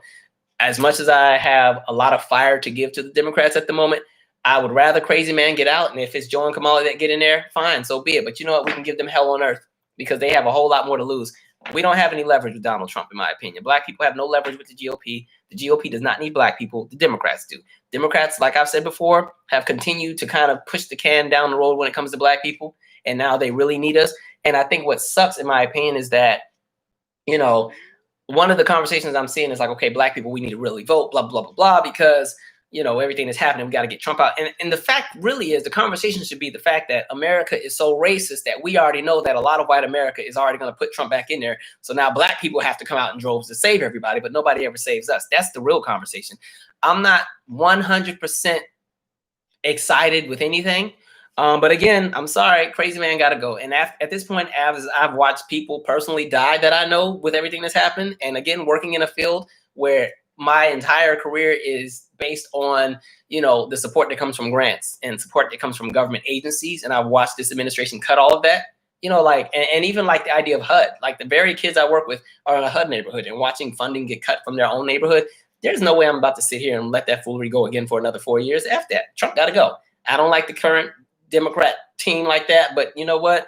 Trump got to go. Can't do it. I would rather get him out, put the next two in there, even if I'm not excited. And again, a vote does not mean that you have to 100% endorse and be married to them. They can get in there and then you can give them hell on earth. And if they drop the ball, you can get them right out. Like, that's how I look at it. So everybody do what works for you. I'm not telling you how to vote or what you should believe in. If you are locked in with your convictions and you feel however you feel, do what works for you. I'm just telling you, crazy man got to go. I'm not dealing with that foolery for another 4 years. Absolutely not.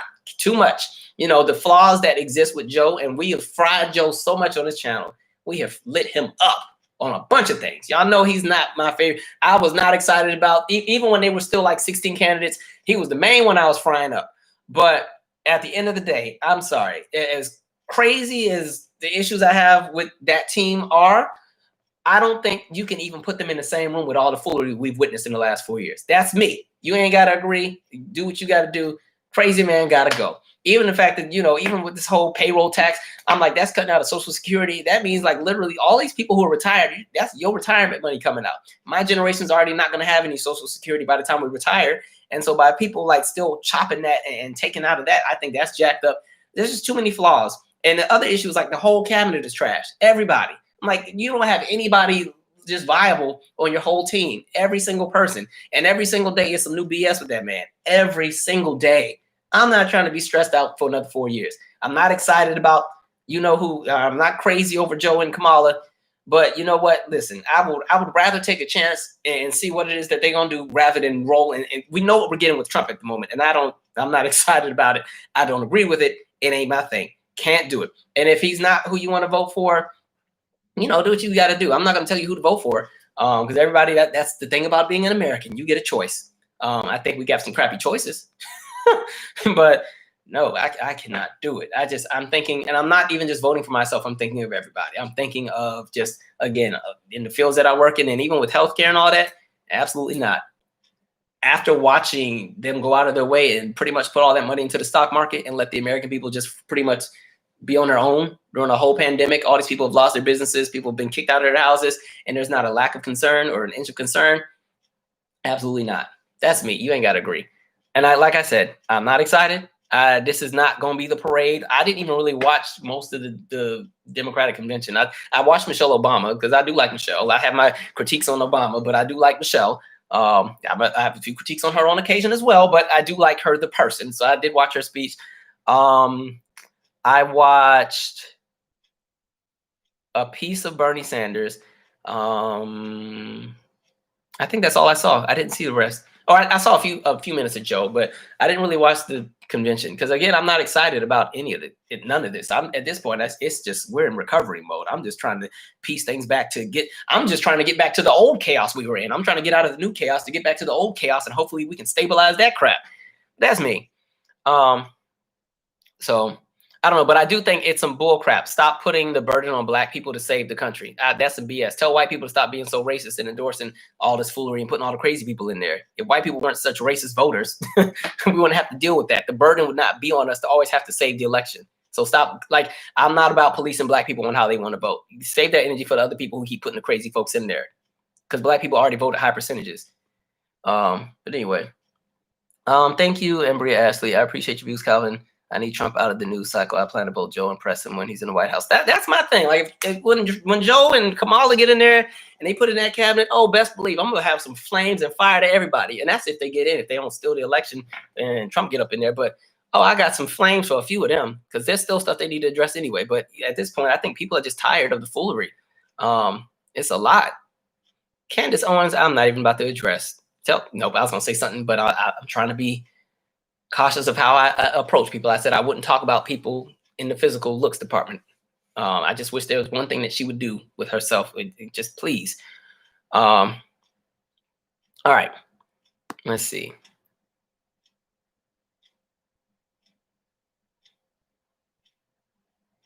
Yeah, Candace Owens. She's her time is almost up anyway. Once this administration's out, she's not gonna have a job.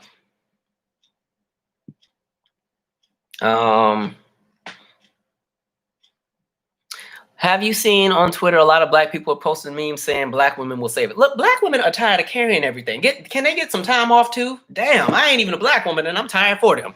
Like they got to carry everything and then they still get the blame of everything. You know, they got to carry everything and then people don't even have sympathy when they get shot in the foot. All right. Somebody said Biden ain't going to the left. Let that go. I want crazy man out, but I'm honest and expecting another crazy GOP candidate to come along after Joe.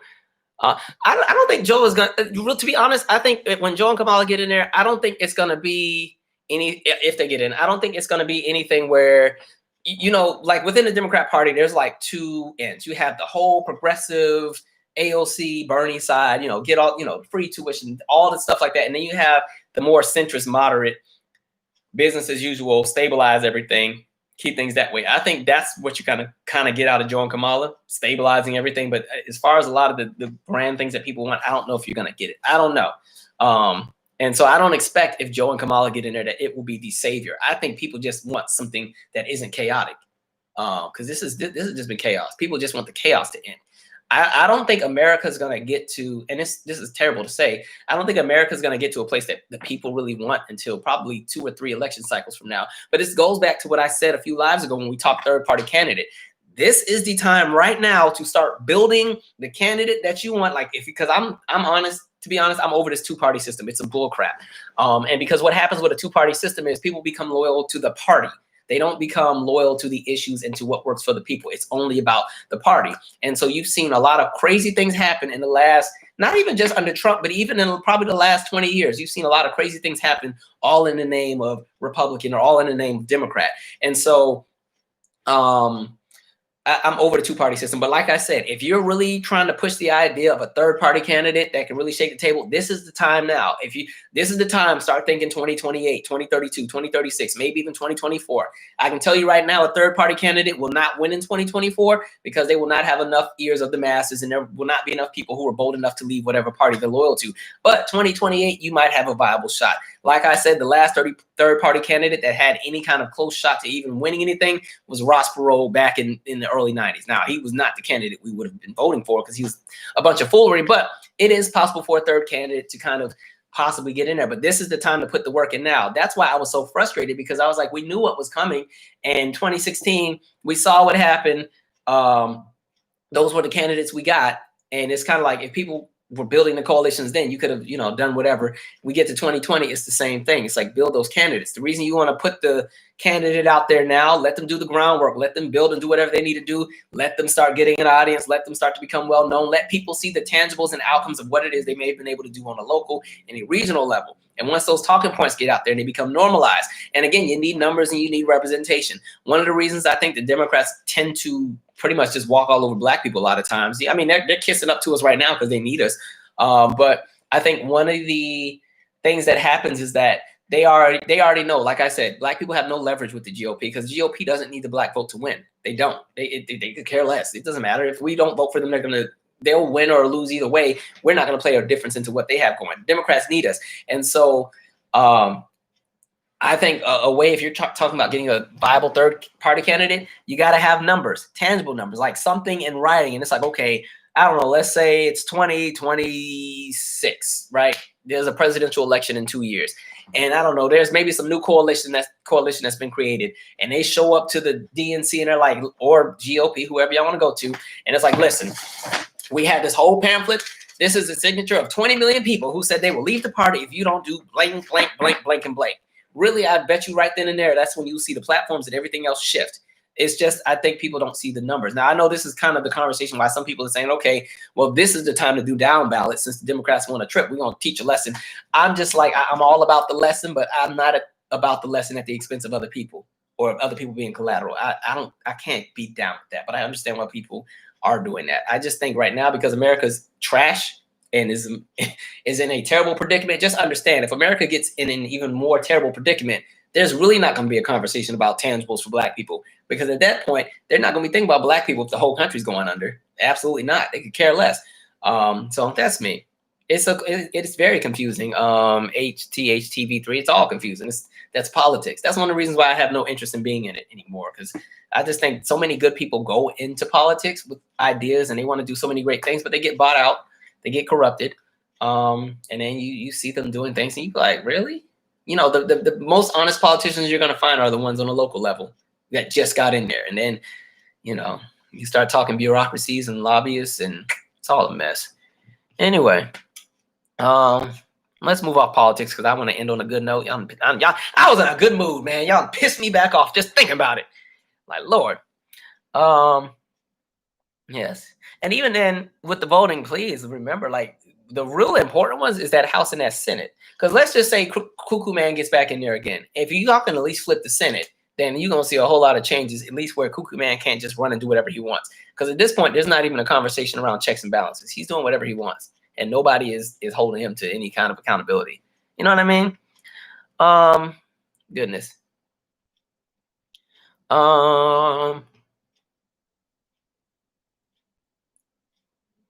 Listen, he said, look up crime bill. He wants to fund more money for law enforcement. He said, you ain't, oh yeah. Now Joe was stupid with that stupid, you ain't Black comment. I was like, now you already on thin ice with Black people. You might want to just sit and be quiet. But I think that's one of the conversations when people get comfortable in Black spaces and think all of a sudden they can get away with saying more. He had that Michael Rappaport energy, but you saw people got him right together too. He had to apologize real quick.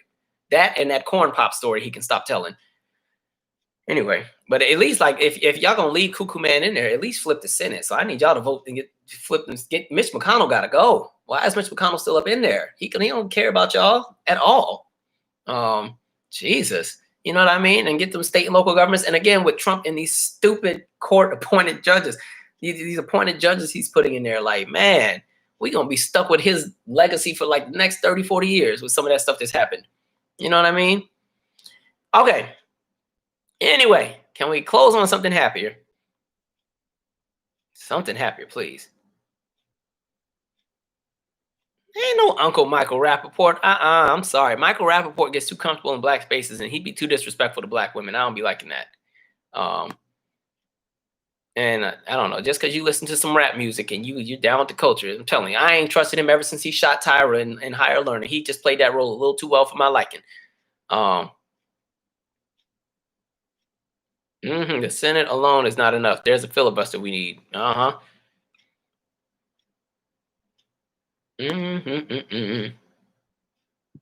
right. We're about to wrap it up, y'all. I'm trying to end on a higher note. Oh, do I think rock music is coming back? It depends on what the teenagers are into. Teenagers will always be the ones that carry rock music. But rock does have a loyal fan base, or at least the 80s rock, like 70s, 80s rock. They will always have a loyal fan base, like a Metallica or AC/DC or Black Sabbath or Bon Jovi. They can always do arena and stadium tours because they have a loyal fan base that will always be there. But as far as commercial success, I think it depends on what the teenagers are doing. You know what I mean? I think that's the lane. Rage Against the Machine, same thing.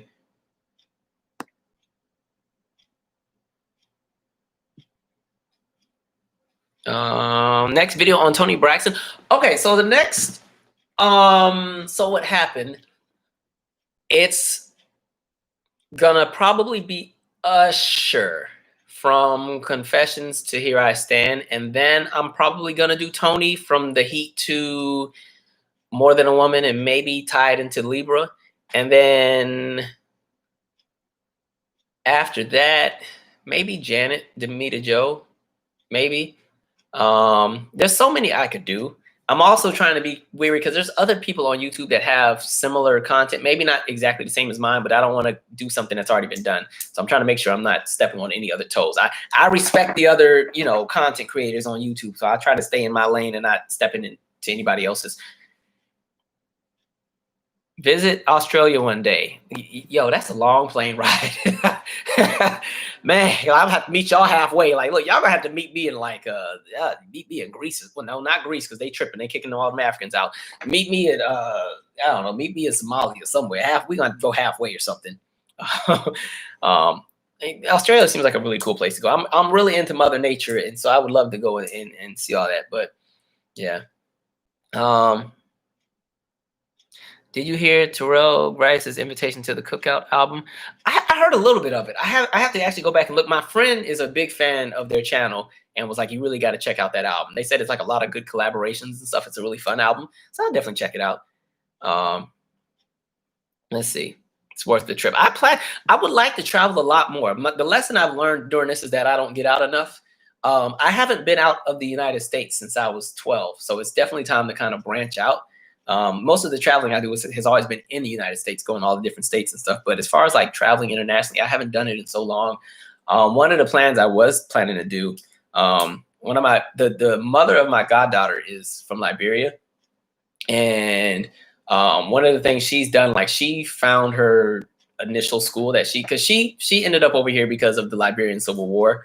And so they pretty much had to escape because her family was being recruited. Like she told me the story one time about being at the house and how a bullet like went straight through like the kitchen and almost hit like 2 of them and everything. But you know, she found her old school, and it's crazy because when you see the picture of the school, it's literally like something you'd see on, you know, some of those infomercials and stuff. And so she started her own nonprofit, and the purpose of it is pretty much to help with the tuition for the school because, you know, they have the public school system and they have the private school system.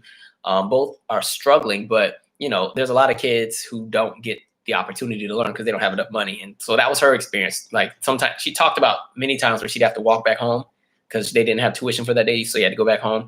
And so with her nonprofit, it's to raise money so the kids over there can at least get into the school. But she's also trying to renovate the school and start a library there as well. And not just any library, but like a library with content that would actually be reflective of what's happening with them over there. One of the things that happens in West Africa a lot of times is that they're learning about Queen Elizabeth. And, you know, when you've been colonized by so many European countries, even your history, you know, it's interesting with America, how American history is some bull crap. It's the same thing even when you go to the continent. So she's doing all of that. But she had invited me and asked if I was interested in going with her, you know, when she does the ribbon cutting for the school. So that was kind of a plan.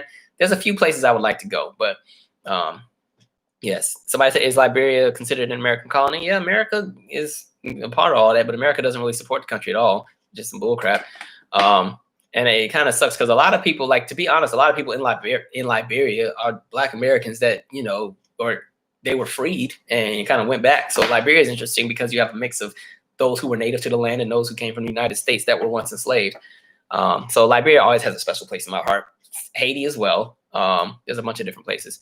Back to Africa movement. I'm not going. I'm gonna still be here because my folks already built up all of this, and I'm not about to just give it away.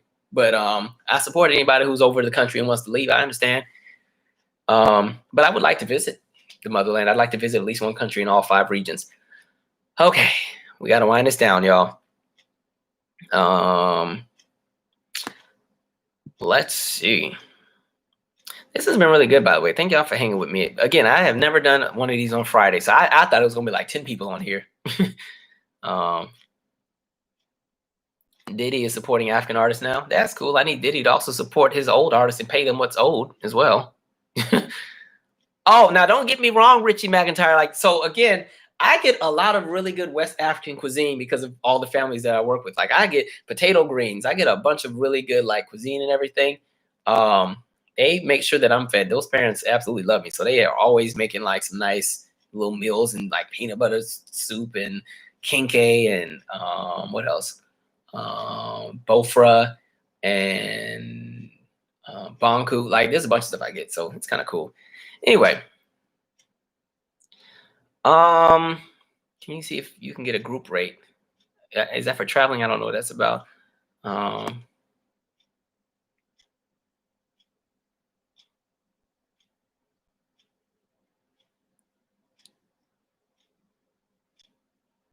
Somebody said a lot of the countries of the diaspora have been impoverished. They really have, and really, it's like almost a punishment once they get independence. Like, France be trying it. Like Haiti, the fact that Haiti's still paying France money is some bull crap. Like, man, Peruvian food, of course. I always go to like the Peruvian spots and get like the chicken and get like the yuca. I be getting it in, and they have a really good fried rice too. Liberian Girl by MJ. Love that song, of course. Somebody said they thought y'all really thought I cut my hair. I do want to cut it one day. I just one of these days I'll cut it. I don't know. It's like literally become, I'm so used to having it. I like having hair. I don't like having short hair.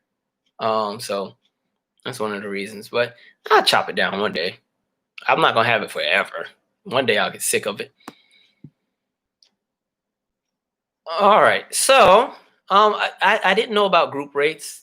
The June, I haven't seen anything. I mean, we haven't really locked in like actual dates because they have to still build the school and everything first, and then or finish renovating the school first. But it is cool because like they've already started like we've already sent some crates over. The school is called, what is that school called? Something with Becky Academy. I'll talk about it on a different video because maybe she don't want me putting all that out there. But you know, we'll get to that another time.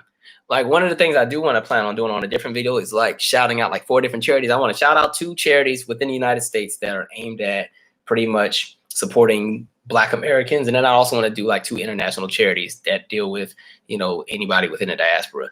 I mean, the main group I'm really pushing right now, at least locally, is like Guns Down DC or Guns Down Friday, which is a really cool organization where they, it's all about like community building and combating gun violence in DC. So that's the group I'm really gassing up right now. Do you think Janet should do a virtual concert? Nah. And I say that because when she is not singing live and she has the virtual, not virtual, the backing tracks, they don't always come, they don't translate very well live on TV. Unless she just, unless she fixes the sound. I think her concerts are just better in person. But I did notice like when she did the Global Citizens Fest, it was still a really good show, but that sound, I was like, what are they doing? And even when she was singing, it was like parts where it didn't sound good for some parts, like the way that the vocals were set up. It wasn't her. It was just like the levels were off. But I just think she sounds so much better live. It's just when you're there. But I don't know. I don't know. Maybe I would watch that. I wouldn't mind watching it, but it better not replace the Black Diamonds World Tour because I'm still trying to see that. Okay. All right, guys. I'm gonna let y'all get some sleep because I know Miss Sparkle is like, it's 4:50. I need to go to sleep. So Miss Sparkles, we're gonna let you get your rest because I'm gonna get off of this for you guys. Please stay safe. Take care of those around you. There's a lot of people who are really like dealing with a lot of stuff and we just don't know it. So check on your friends, check on your strong friends, check on yourself. Somebody said I look young. I do look a lot younger with the haircut. That's one of the reasons I keep hair, because when I go to work, people used to think I was one of the teenagers. I will never forget, we were at this corporate event and this man tried to yell at me talking about where was I supposed to be, where are the chaperones, because it was this event. And I'm like, at the time, I think I was 29. I'm like, huh? Because Jack and Jill had donated to my center, so I had to go to the event to pick up, you know, what they donated. And I guess they were having this whole banquet conference. And on one side was the banquet. On the other side were all the teenagers in a little dance. And you know, Jack and Jill's already a little bougie to begin with.